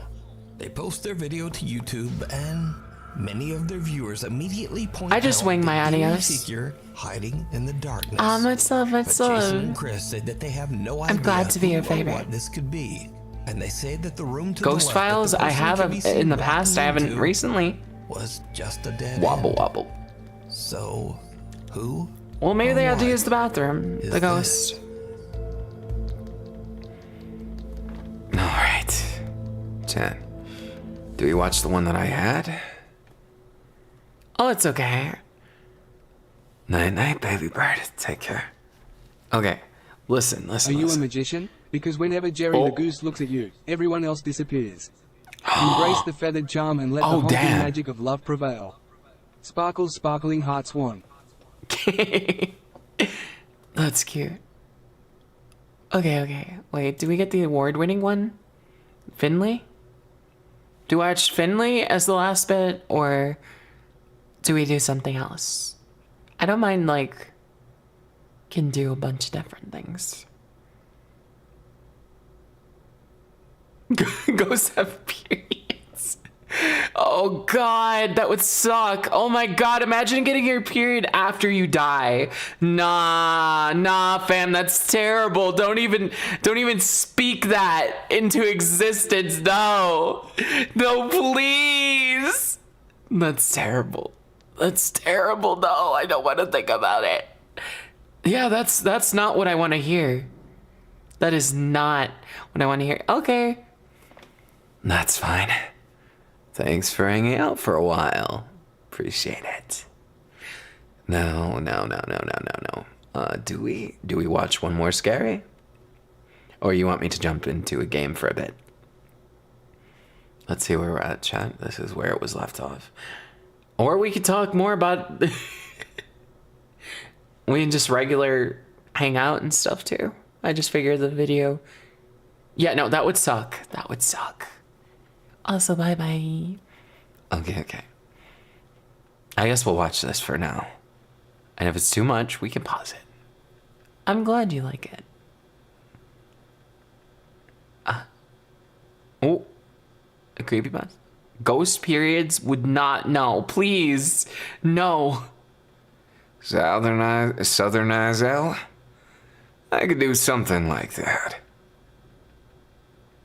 Funny video first? I could do a funny video. Let's see if I get any funny videos on this. Content warning. Oh, that's not funny at all. That's not funny at all. What is going on? I love... Wait, this isn't funny, but it'll look so pretty. I love Beat Saber so much. I've never done this one before. It looks doable.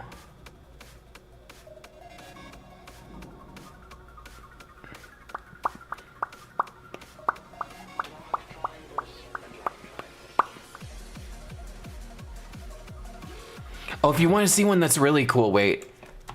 Is it Dancing Shauna? This one has so much...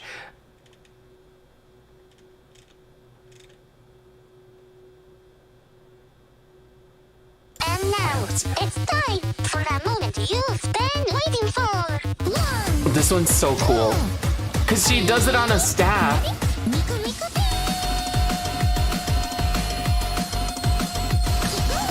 It's so cool. I just love that stuff. Okay, wait. Why this guy scares me, right? He just yoinks things. I didn't know that word till I saw this man, and he just picks up random animals walking barefoot in places he shouldn't be walking barefoot.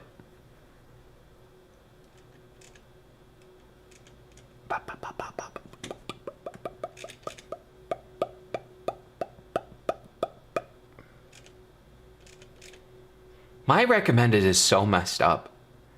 I love this song so much. Oh, they're just recommending me songs. I was so disappointed in the adaptation of this.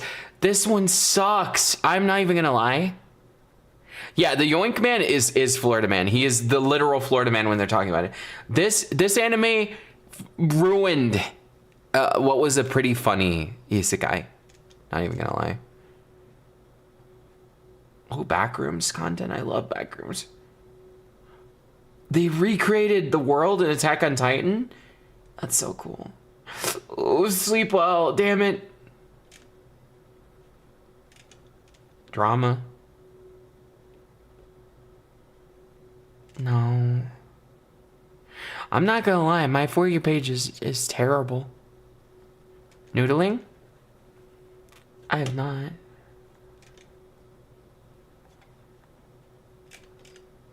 Why is my For You page like this? It's terrible, not gonna lie. It's scuffed. I have not heard of it. Unless you mean noodling in the sense of what happens with extreme gravity.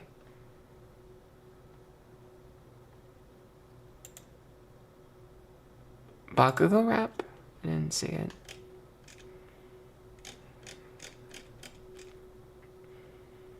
Making the wormhole coffee table? Hi, welcome back. How you doing today? I'm late, but I'm here. We are so You taking care of yourself? Make sure that you're taking care. Okay, I want to see what you I'm in the Florida Everglades, and I'm using my feet to attract this swamp puppy. Mr. Crocodile's coming in hot. I think he's about to yoink me. But he's just curious, and he's saying hi to me. Yellow rat snake, yoink. I ended up getting yoinked by this sweetheart. He got me on the leg, but it doesn't hurt. Ooh, chameleon. Yoink. What? I've never seen that before. This is a little male-veiled chameleon, and he'll make a fantastic pet. Ooh, yoink. We got a tokay gecko. Ooh, we got another one. Oh, he was upset. Yoink. Look at this juicy handful of tokay geckos. It's not. How did you get that many? A Burmese python, especially when you don't stage your videos. Ooh, that's a big green water snake. Yoink. She's definitely not too happy with me. How can you not love a face like that, though? Tropical orb weaver. Boop. What? Look at that juicy You scaring cottonmouth. spiders You gotta now. watch your step out here. Ooh, this python doesn't know what's coming for him. Finally, we got one. Yoink. Hey guys, I'm in the Florida Everglades. You know what? Some people are built different. I don't know what to tell you. Refresh.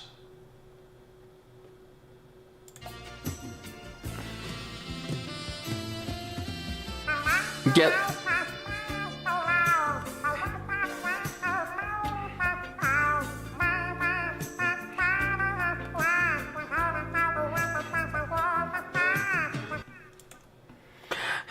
I'm sorry for subjecting you to that.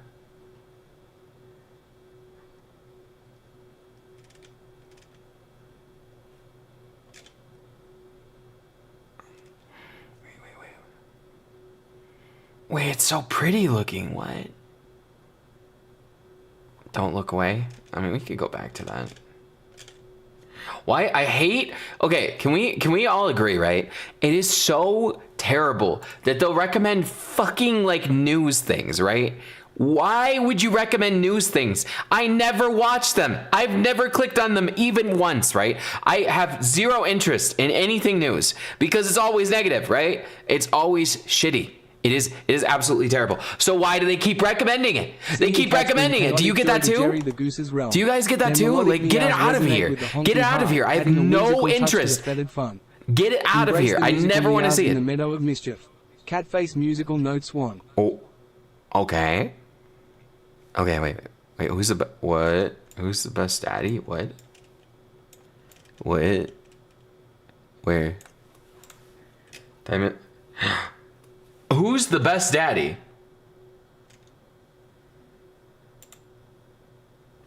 All right, chat. Who do we vote? You tell me, chat.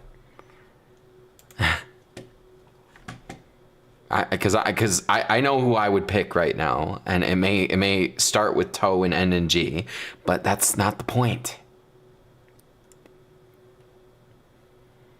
And by good, I don't mean he's a good person or a good dad. I just mean he radiates. I mean, I don't. You think he's? Oh my God! Oh my God! The truth will shock you. The truth will shock you.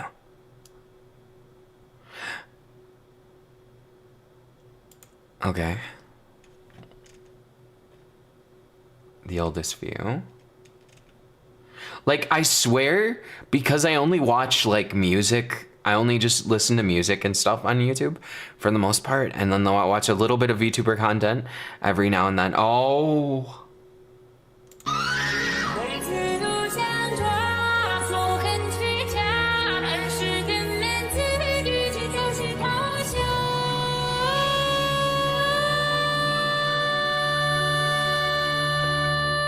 Chat.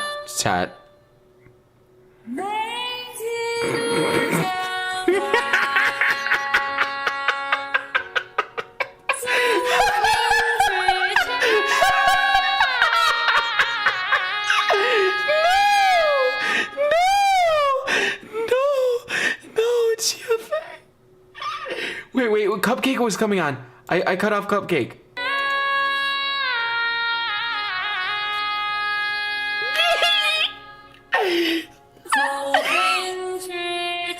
Come on, Cupcake! Cupcake! Come on, Cupcake!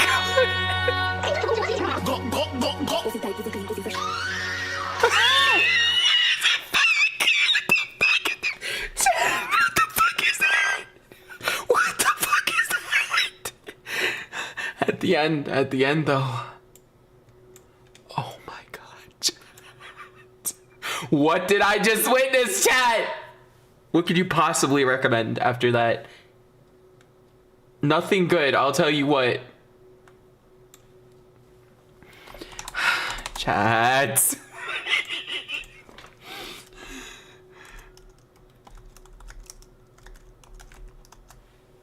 I'm sorry, a brain teaser?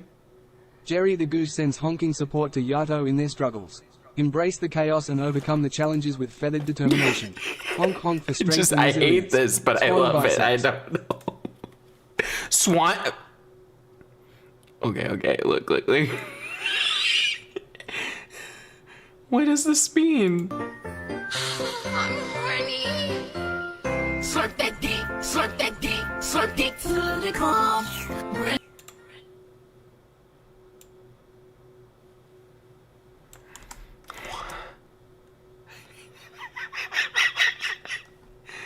Wait, is this really the origin of GFA? Wait, no way! It is the origin! It's the origin!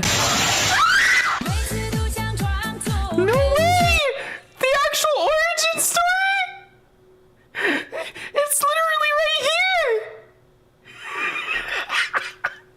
here! No! Oh.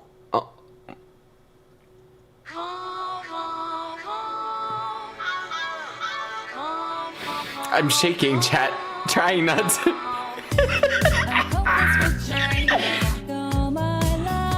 You know what? I never thought I would do.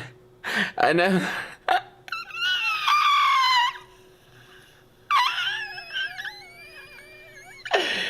Oh my God! It reminds me of the K-pop Greasy era.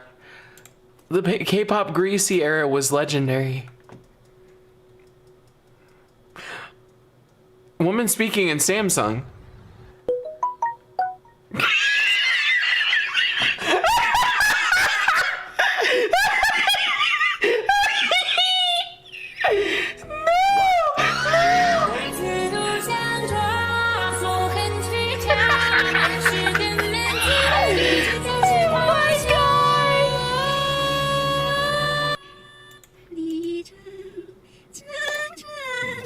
We're on Flop Talk.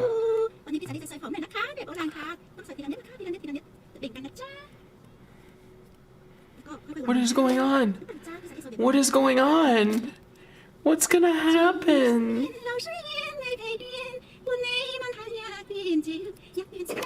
Blue pen? I don't know what that is. I don't know what blue pen is. I'm gonna be so honest. Okay, you know what? One more time. It hurts me. What?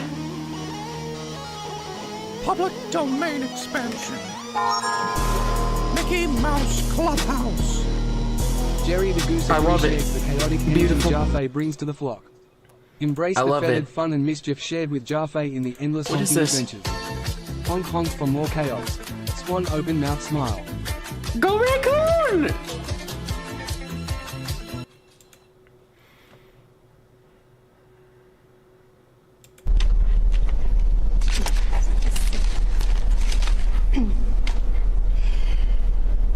Do you shave your pussy?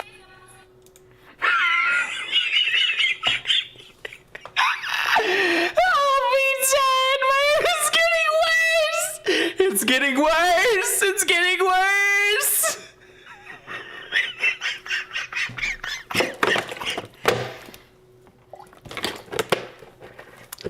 Oh my Sissy's god. laugh is like a melody of chaos in Jerry the Goose's ears, a symphony of mischief that resonates with the honking heart. Embrace the feathered fun and let laughter fill the air. No, my Musical notes attention. swan. Okay. So real talk. I never did. I said I would talk about it, and I didn't. Right? I said I would talk about it. I had some scary, some paranormal activity. I just got a little bit distracted. Okay, so. Shortly after recovering from the excuse me, the trauma of the Potts Puppy tumor and the seizures and stuff, I went to live in house because it's closer to where I was going to school at the time, because I was homeschooled at the start of it and then I wasn't after a while. And this place was in my passed away grandparents' place, and it was haunted as hell. Here, let's get some visuals on here if you want. What was the doll called? It was like Beanie Boy or something. But like, it was terrible. That thing scared the hell out of me. Anyways. Oh, Cub Scouts? I love Cub Scouts.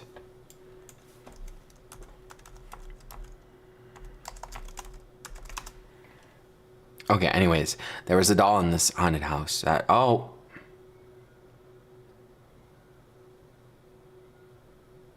don't know if we want to, do we, well, anyways, I'm going to continue my story before we continue with anything else, right?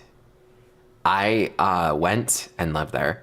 So I was teenage girl living alone, probably not legal, but what's done is done. I was in a haunted house that was the passed away grandparents' house. My parents were basically never around ever because they were doing their own thing, and they were just busy with work stuff, right, and stuff like that. I ended up, in general, having to live and commute because the school is walkable, right? The school that I was going to at the time was walkable. But the doll, Beanie Boy, here, I'll get him up on the screen, right?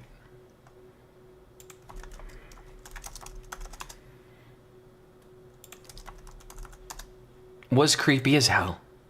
He looked like that. He looked like that, chat. He looked like this. Horrifying doll. And Mr. Dollman would periodically move around the house. That was fun. Every night at roughly 11:53 or something like that, it was a very specific time. It would always, there would be a sound of running up the steps, and then the door would fly open in the kitchen from the basement. You would periodically hear movement all over the place. There was... Yeah. It is kind of funny, right? I could say it in my normal voice. The only reason why I don't is I feel like my masculine range is better for narrating, if that makes sense. Anyways, well, actually, I'll just switch whenever I want. So, I was going about my life and always paranoid of this one hallway, and as it turned out, that hallway was the source of a lot of problems because I had a lamp swung at me. It was a metal lamp that weighed probably more than me at the time. And it went flying across, well, actually it was the living room where that happened. It went flying across the living room. And that went like right in front of me, like one step away from smashing me in the face with a metal lamp. It was like a 70s, very, I don't know what to call it. It just was like a 70s lamp that was really tall and really metally and heavy as hell. Flew across the room. And the ghosts were suspicious, right? Like, they were not normal. They were doing weird shit in that house. And I would always have the same dream when I was there for years. Mind you, 2 years that I lived there. Yeah, it was a floor lamp. But for the 2 years that I lived there, the like dream was usually the same dream. It was excuse me. Let me get some water first. It was a dream of this like physician of some sort in like the 1800s or something. He was a house doctor, and he was apparently removing people's organs and stuff, and then particularly children, and then sewing up their mouths and stuff and putting them into the wall of the basement. That was very settling, very settling. It didn't help that you'd hear children in the basement. So that definitely didn't reinforce my thoughts that was, just a coincidence. That was really disturbing. Also, I looked up the history of the house, and it didn't go back far enough for me to know, because this person, who may or may not have existed, may or may not have done something. And it was very, very, very unsettling, because I had no way of checking the walls of the basement, because I never went into the basement unless I had to do laundry, which was my dreaded thing. I was so scared of doing laundry because the laundry machines were downstairs, and so was everything you don't want. The downstairs, when I tell you, it was structured like it was like a piece of time frozen there. Like, it looked like the 1930s, and like everywhere was really eerie and liminal, because it was a great big dancing area, right? There was a dance floor and everything. It was an entertainer's dream, I guess, but not something for me, a lone bitch who's not even fucking 15, who's living in a fucking goddamn no. So yeah, me living there alone was not pleasant at all. And then that's not even the worst of it, right? The worst of it came later. So, there I was. Yeah, we had a whole dance area. It really was a dance area. It was big basement. Yeah, it was like a speakeasy setup. It had like a bar and like a whole kitchen down there and a whole bunch of other things. It was basically a different house. I don't know how else to describe it. The upstairs was nowhere near as big as the lower part. The lower part was enormous. And no, I'm not drunk. I'm not drunk. I do not have pictures. I could try and find them, but yeah, no, it's very bad. Anyways, it was so first of all, right? So one of the worst things, and probably the one that scarred me the most, other than the spider that appeared to have a human's face on its butt. I don't know about that one. That was really weird. I don't know about that one. That one was very strange. I don't really know what to say about that one. I saw a really big spider, which seemed to have a human face on its abdomen. I had no idea it was a black spider about the size of my hand, and it was very big, and it was on the wall, and it scurried away. And that was it. That one was very anticlimactic. I never saw it again. However, so yeah, the other thing, right? I was brushing my teeth one day because I brush my teeth religiously, and I was about to go to bed for the night. It was actually a pretty chill day. I was thinking, oh wow, not too much happened today. That's great. Then wouldn't you know, as I'm brushing my teeth, I'm in my jammies, I'm ready to go to bed, and I turn and look in the hallway, and there's a 6-foot like fucking man with a hat and glowing red eyes, and I'm watching him, and he's just standing there staring at me. We stare at each other for a good like fucking 3 minutes of just staring each other down, not moving, because I was not gonna move. I had my toothbrush in my mouth the whole time, just staring at him with big fucking eyes of like, please don't kill me. And I thought it was a real person at first, right? Because it was so goddamn there. There was no like, I was confused as to why his eyes were doing that, but I thought it was like some mask or something. I could not tell because I was just staring. I was completely staring. And I was just me, this small bitch in the goddamn, so like how the hallway went, it made an L shape. And on that L at the L shape, you would see down one of the hallways, and then to the left was the other hallway, and on the bathroom was on the corner of the L. So I stared at him for a while, and eventually he takes a step, and then he disappears, and I never see him again. And I'm just like, am I gonna die? What the fuck did I just go through? What in the hell am I? Why am I? What am I? And I just, nope. Mr. Hatman never came out again that I know of. No, I don't need therapy. I'm fine. It's never happened again since. I've had another arguably paranormal thing when I was walking my dog in the Forrest location where I was originally homeschooled and stuff, which is farther away. Good night. Yeah, no, I don't think it's therapy related. I'm fine. I don't really have any. I've never witnessed anything anywhere else except for those two places. Okay, in the forest, right? So first of all, you would hear things which I'm assuming was either bobcats or like mountain lions that sound like people screaming for their life in the distance a lot of times. Throughout the fall and spring seasons, particularly. During winter, it was dead silent. That place was absolutely... it was dead silent usually. I mean, in the winter time, it was terrible. But there was one time, because, okay. We lived in northern Michigan, for anyone wondering, which was a place where you can expect a lot of crickets, a lot of like things like that to be resounding in the spring and summertime, right? They exist until it gets cold. And then they're very like, you hear them.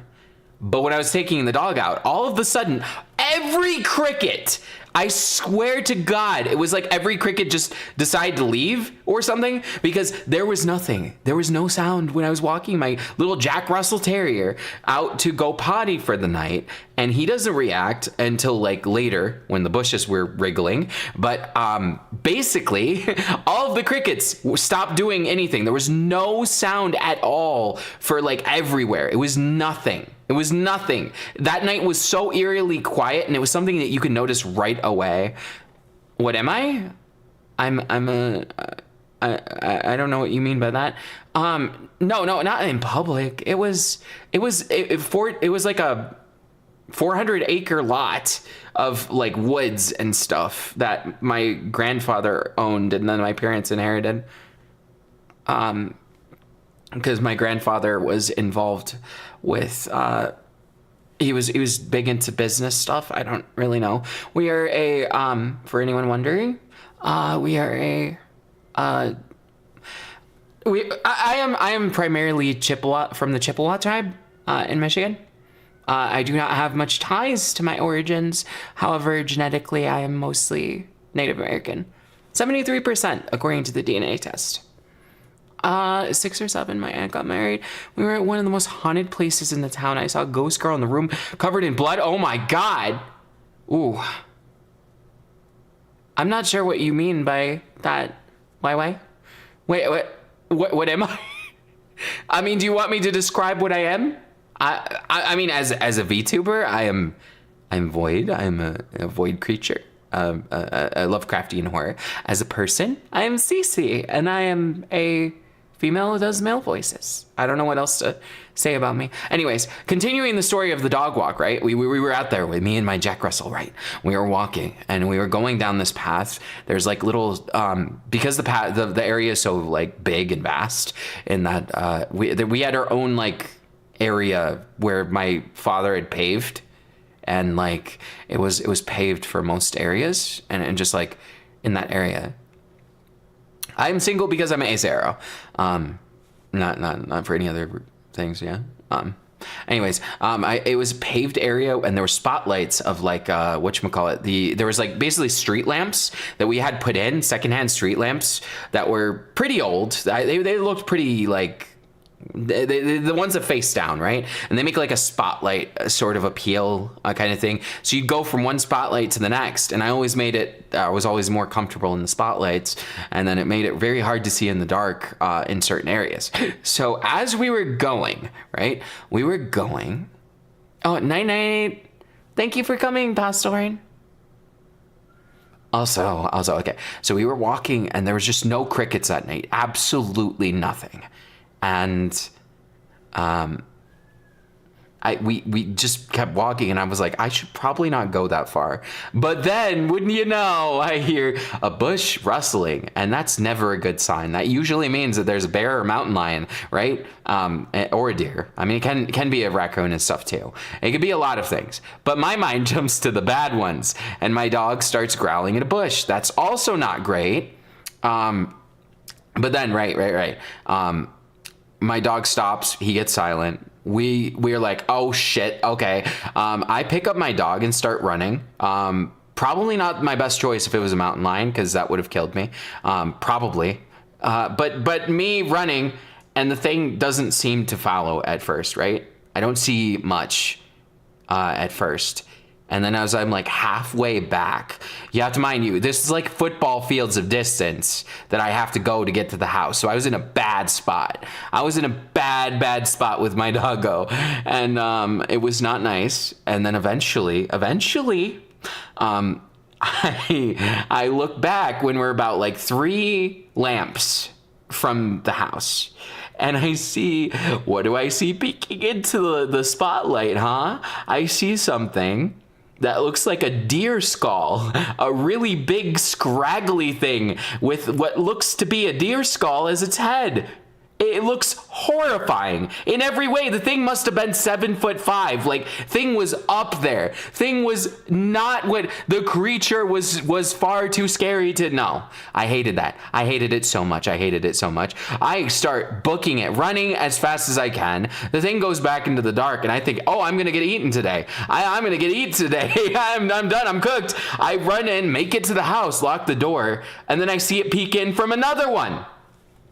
I see that big scary bitch peek in from the light, stare at me for a moment, and then leave. It was going to go, and then it didn't. And I was just like, I'm fucking alone, and I'm barely even a teen at this point. This bitch is not built for this. No. Night, Tiger. Thank you so much for coming. Also, yeah, no. Whatever it was not nice. Eventually the crickets came back, and then that's it. That was the story for that one. Thankfully nothing came and like killed me, because I'm still alive. Whether it was wearing it or what, that thing was like tall, very tall and skinny by looks of it. Its arms were really malnourished looking and long and big and stuff, and it was very, very tall. It was not nice. Yeah, it was in the winter. It was, no. Wait, it was not either of those, actually. It was in, like, maybe it was fall. It could have been fall, but it wasn't yet cold, because the insects were still there, which made it more eerie. In the wintertime, though, there was something that happened. So in the winter, my zodiac is... Wait, what is it? Wait, zodiac sign, you got me wondering now. I actually don't know. I don't really follow zodiacs that much. You got me wondering. Anyways, so there was one other thing. Funny you should mention Slender. Not that I saw Slender Man that I know of, but me and my dad were there. Randomly, my dad was there because it was very, yeah, I'll check mine in a second. Anyways, my dad and I both looked out a window and we saw green eyes that we thought at first were in a tree. The zodiac sign is Aquarius, the water bearer, embodying independence, innovation, and a love for chaos. I thought you meant fun and honking adventures. I'm sorry, I thought you meant Chinese zodiac because I was like, I don't really know. But I am a Scorpio if it's that one. Yeah. Scorpio. Anyways. So me and my dad are there and we're both looking at each other like, what is that?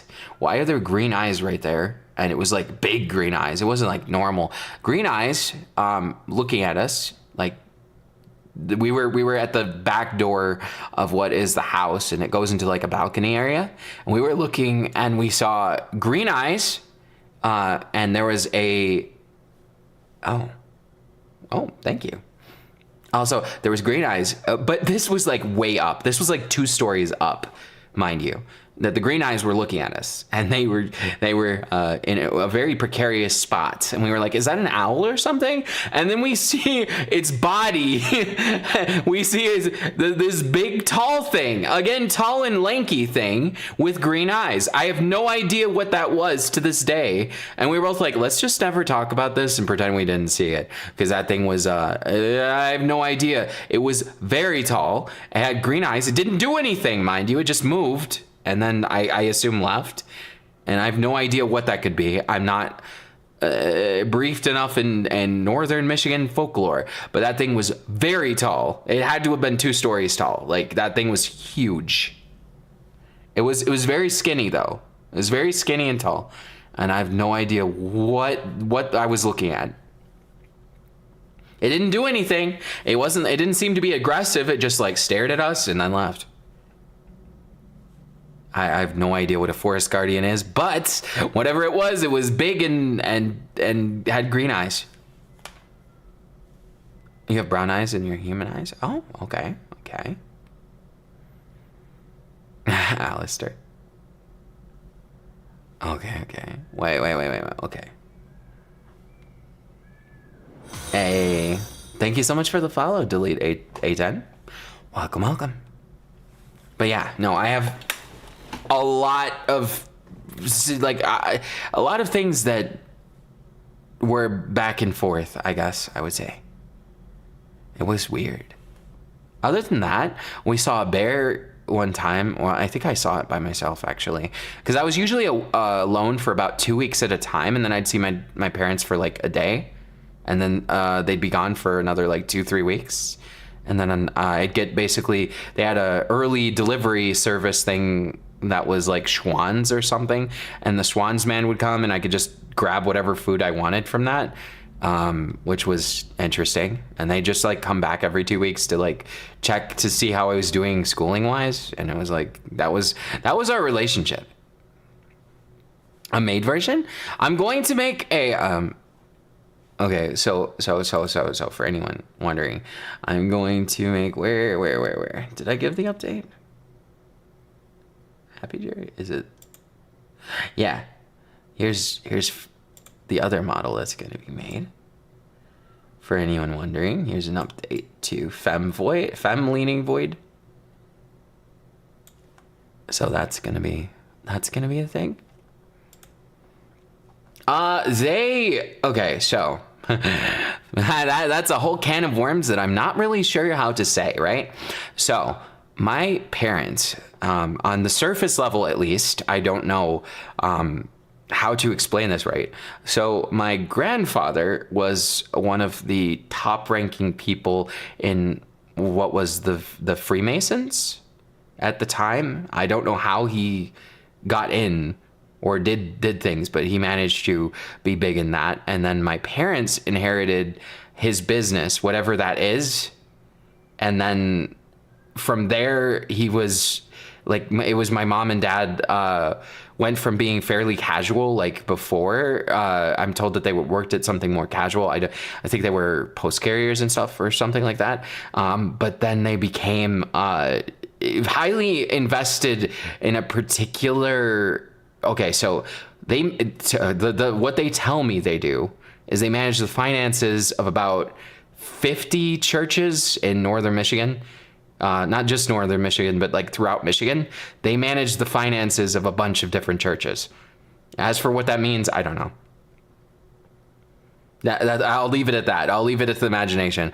I have no idea what that actually means or how that works, because it seems very inefficient to me. But yeah, they... Do you know the 8-foot-tall woman story? No, I don't. Yeah. So the short answer is I don't know, and the long answer is I still don't know. Yeah, no problem. Oh, you can see my age on my Twitter profile at YagmiatoVA. Ever since the chaos involved in the doxing, I just keep it there. I just keep it there so people can know. You can't dox if it's already there. You know, yapping for 3 hours. How the fuck are you not leaving? I mean, do you like the yapping? Hopefully you like the yapping. Post audio schedule on Twitter. I might start doing that. That might be fun. Night Red Mama, or yeah, Night Red Mama. Not particularly. I guess I missed the yaoi craze. I'm not really... I've read fan fictions that do have, like, male x male, but it wasn't... I didn't really care what the genders of people were in the story. It was more the content of the story being interesting, if that makes sense. Hi. Hello, Vela. I'm glad you like my yapping. That's great. Oh, nice. I like yapping. Yapping is fun. It's honestly nice just hanging out with y'all and discussing random things that have happened. Ever tried a quiche? I've tried quiche, and I've tried dragon fruit. Certified yapper. I am a certified yapper, I think. I got my yapping certification this week. Beep, beep. Beep, beep, beep, beep, beep, beep, beep. Okay, but yeah, no, my social skills are probably... Thank you so much, Vela, for the follow. Much love. But yeah, yapper, but no capper. That's right. But no, I think that my social skills are probably not the best because I don't have the standardized like exposure to a lot of people thing. I have my roommates, but I don't have a whole like big super crazy friend group thing. So I am definitely like, it's a learning thing. You know, getting the confidence and stuff to be able to like talk to people is crazy. It takes a while, and you know. It's a work in progress. I'm still a work in progress. I'm still learning how to do the whole adulting thing because, you know, adulting is difficult. I almost said difficult. That's how bad it is, right? I think I am more of an introvert, honestly, but I can be extroversial, if that's the word, at times. Much love. I'm glad you think I'm intelligent. I've never thought of myself as intelligent. I've thought of myself as curious at times and stuff. Yes, I am allergic to sunlight. If I'm a vampire, honestly, I want the you know, the benefit part of things instead of just the downsides. Because I got all the downsides with like the anemia and the lack of vitamin D and just not great things. But you know, if I can get those benefits, then count me in. Maybe it's because I don't drink blood, so I'm just like a very unhealthy vampire. You know, that would be wild, actually. If I found out I was a vampire, I have no idea what I would do. If vampires suddenly existed one day, that'd be kind of cool, but also kind of different, you know? Oh, yeah, you're running on fumes. Yeah, that's fair. Favorite manga? Ooh, okay, that's fair. My favorite manga right now? Ooh, that's tough. That's tough. That's tough. I need to think. I don't think I'm following too many right now. I like a lot of isekai. I hate that I like a lot of isekai. But isekai is always silly to me. I like the idea of it. Like, I want to write a really good one someday, maybe. I don't know. I know it gets a lot of, like, hate. Okay. Night-night, Gabby. Yes, I'm allergic to the sun. Unfortunately, I can only... your Chinese sign is a dragon. Harry Potter. Ooh. Wait. What's my... I can do this. Wait, what's my zodiac? Let's see. Chinese zodiac.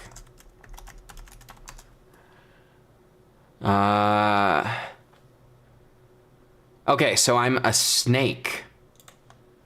I'm a snake, and the thing.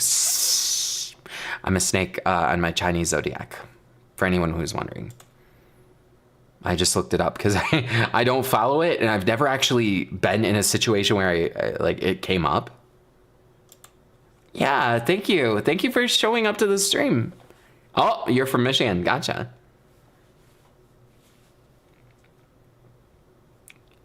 Element? Wait, how do you find the element? I don't know how to find the element.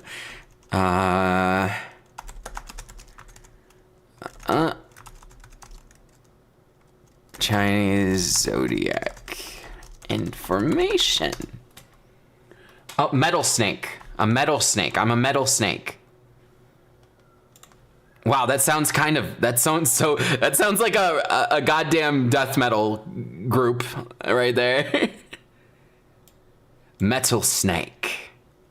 Oh my god, solid snake. I'm solid snake worthy. Oh damn. Sneezes if she looks at the sun. Oh, that's crazy. Metal snake, let's go. What was my inspiration for the channel? Mostly to survive at first, but I also was like, I was never confident enough to start something. And thankfully Henny, if you know Henny, my roommate, said, you're good enough for this, go start. And then I was like, you know what, I'm gonna try because we have nothing to lose. It was that or homelessness at the time, and it would have been terrible because I have immunocompromised, and I can get very sick very easy, so that would have been really bad. Yes. Oh, okay. Earth dog? I'm serpentious. Oh, metal sheep. Let's go. Let's go. And a dog? I don't think boar is bad, honestly. I think it's just not like seen as aesthetic for some reason. Fire rat? That's so cool. What? Where am I from? I'm from Michigan originally. Michigan, New York. Those are the two places I've lived. Yeah. A wood rat? That sounds kind of cool too. Watched man in a suit. I don't think so. Ooh, okay. I mean, I like beautiful messes. Water horse sounds so cool. There's a mythical creature that's a water horse. It starts with a P, I think. I can't remember what it is. It has a funny name. If not voice acting or streaming, I think I would probably go into astrophysics. I'm not sure. How are you not faced by that name? A pasta. Oh yeah, that's a kelpie too. Yeah, there's a lot of different water horse things. Yeah, that's so cool. Water rooster, that sounds awesome. Okay. Aw, much love, much love. Vibing Leafs videos sounds good. I love Mythos videos. We should watch Mythos videos one time. You want to do that next time? We watch just a bunch of Mythos stuff, or like old school legends. That might be fun. There you go. Yeah, licks. Kind of bender would you be if you were in the Avatar? Let's see. Knowing me, I have to think about this. Maybe a firebender, only because I do have a bit of a obsession with fire to the point where okay, fun story. Not really fun story. It was actually horrifying to go through. But I may have okay, this is where the unsupervised, being an unsupervised little girl with parents who were too busy came not in handy. So I started a fire in a fire pit in the middle of winter, right? My hands were really cold. And I had this hobby, right, of taking metal pipes and like, I guess because I saw like fantasy stuff growing up. And I was exposed to the internet early. And I was like, hey, I saw in this YouTube video, I could like, you know, I could make this pipe into something cool. And I was gonna like bang it into something nice. I don't know what I was gonna make it into, but I was banging this pipe into something.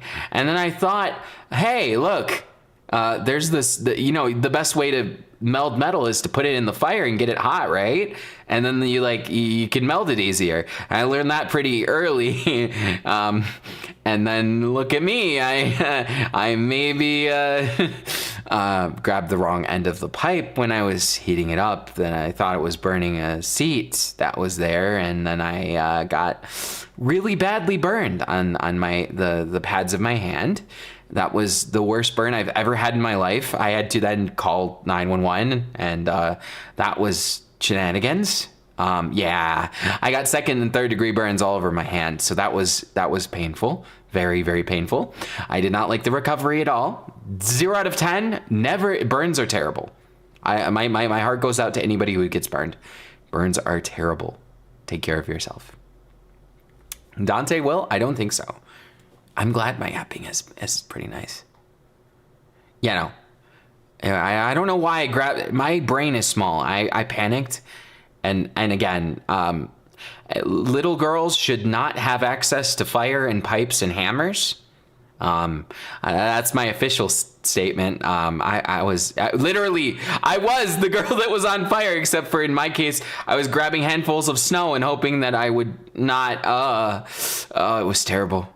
It was terrible. When the snow melted, it was agonizing pain. I actually don't have a scar from it. Shocking enough, it healed. Because it happened so early in my life, I healed pretty good. Much love, Aurora. Sleep well. Yeah. Yeah, my brain is canonically small. God. Yeah, it's so true. Burned your shoulder when you were a kid by leaning against her. Ooh, ow.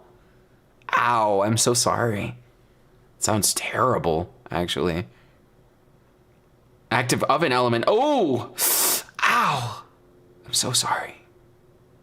All over. Yeah, that's true. Another time, don't look at me funny, okay, chat? Chat. When I was living alone, I was expected to clear paths sometimes, right? So I had a machete. I was sharpening said machete one day with a sharpener. The guard broke on the sharpener, and that one scarred because it was a really sharp machete that I had to. Don't ask me why. As like fucking what? I was 11, 12 or something. I don't even know what age I was at the time. Don't ask me why I had access to a machete, because we lived in the countryside and I was the only one there who could do things because they were away. So like I had the machete and I was sharpening it, and then I cut myself, and it was really, really, really, really ow. It actually didn't hurt that bad, but it was like the adrenaline kicked in, you know? Yep, nope, I felt that touching the stove. I mean, my super small self, like 2'3", put her face through a glass table, but luckily it didn't do that much damage. I think it was, maybe I was like 4 or 5, I don't know. I don't have memory of it. I'm only told that's what happened. So for all I know, I got tossed through a table as a baby. Aoyama? I can try. Oh my god. I have a clumsy history, I'll tell you what.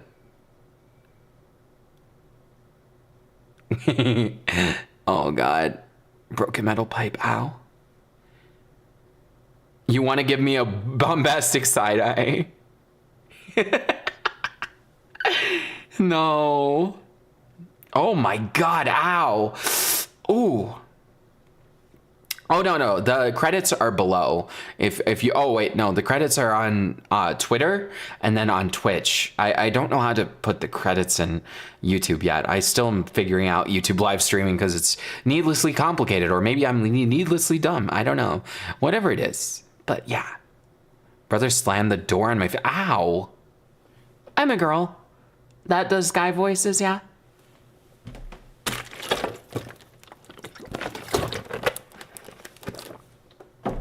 Yes, my croissant. Well, they were leaving my body. Yeah, no, I am quite prone to hurting myself, but hopefully not usually bad. Band-aid on, oh. Damn. Sibling jumped on it, ooh. Damn. I'm glad you are unharmed, damn. I was not either. I was not smart kid either. Then again, I guess to be fair, I had to kind of teach myself a lot of things, you know? It was a lot of things just, ooh, how long does it take to change it? I'm not really sure if you mean like until this one's done, or do you mean something else? Arm out of socket, ow. Oh. Chat going hard after a few seconds. Okay, my debut is whenever I get the assets to debut. I'm waiting for comms to open mostly. Except being a sugar daddy for all of your I mean, define sugar daddy, because I don't know if I fit the category. It's Sleepy Karma. Thank you so much for following. Much love, much love. Oh, how simping over how purely your voice right now? Oh, much love. Wait, when my parents, oh, okay. Charlie the Unicorn next time? Yeah, sure. Oh, ow, ow, ow, ow, ow, ow. That definitely sounds painful. Oh, you can hear the peacocks? Sugar Daddy audios could be done, kinda. Damn. Oh my God. My condolences. That's rough. I do, but it's only 'cause practice. Practice makes perfect. The more practice you got, Chad, the better. You got it, Chad. You gotta do me this one favor and take good care of your voice, okay? First broken bone was right leg and hurts like a, oh. What? What the hell? Politely as an ace arrow, I don't know how to feel. All the other scars on my legs are cat scratch. That's so fair. I have a scratch from a dog scratch and a cat scratch. One when I was picking up my dog because she was trying to do something. I think she was like trying to steal food. And I picked her up and she scratched me. Yeah. Both ankles? I'm a dog and a cat person. I have 3 dogs, 2 Shiba Inus, Shiro and Pomo, and then I have a toy poodle as the 3rd dog, the baby. And then, well, her name is Usagi, but we call her baby sometimes. And then I have my cat Binu, who is a ragdoll cat. Oh, Earth Dragon, cool. Nice. I love you all very much. And thanks for coming to the stream. 4 dogs and 7 cats. That's so cool. Ow, ow, ow, ow. Get rid of a scar? I have no idea. Good morning. Kiki. Okay. Heart. Uchi who super chatted $20. Void. We need the comfort/rest audio from you. Smiley face. The void voice. Sure thing. Perfection. I can do that. Oh, it's a lot. Yeah, it is. And I'll definitely do that. Thank you so much for the 20, Kiki. I really appreciate it. Also, I'll be happy to make a void comfort. Inspiration for Gojo pet name? No, actually, no. It wasn't. Okay, someone knows. How do I control it? Honestly, it's a lot of micromanagement. But I'm gonna try. That Hawk's voice, what happened? What you mean by that? I'm not sure I understand. Maine Coons are so cute. Favorite anime right now? I don't know. Let me look at a list of what's out. Because I'm blanking on what I have recently watched because Crunchyroll. Let me see. It's definitely... Okay, favorite one right now.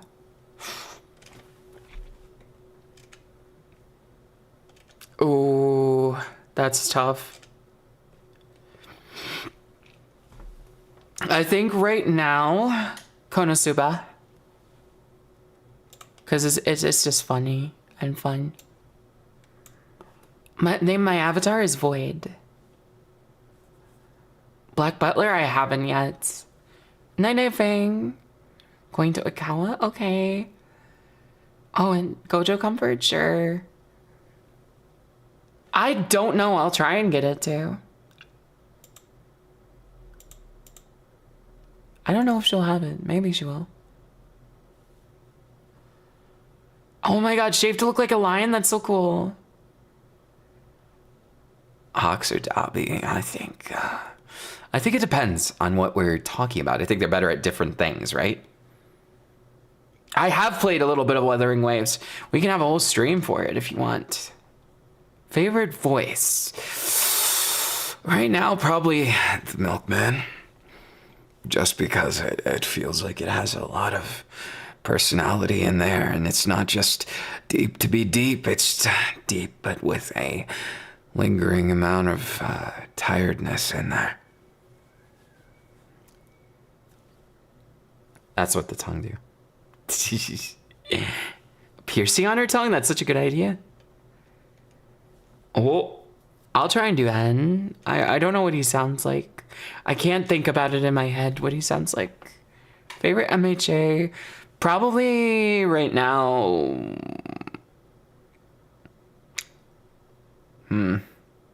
Either Shiggy or Dobby. Dobby Hawks? Sure. Cat Boots right now, or she's teething? Oh, I'm so sorry. So numbling on everything? Yeah, Gotsuki Comfort can be arranged. Now, chat, I think I'm going to call it stream since it's about to hit 4 hours, and I feel like my voice is a little tired from the endless yapping, because for there I was going like fucking 300 words a minute for a while there. Probably not, but a lot of words a minute and stuff like that.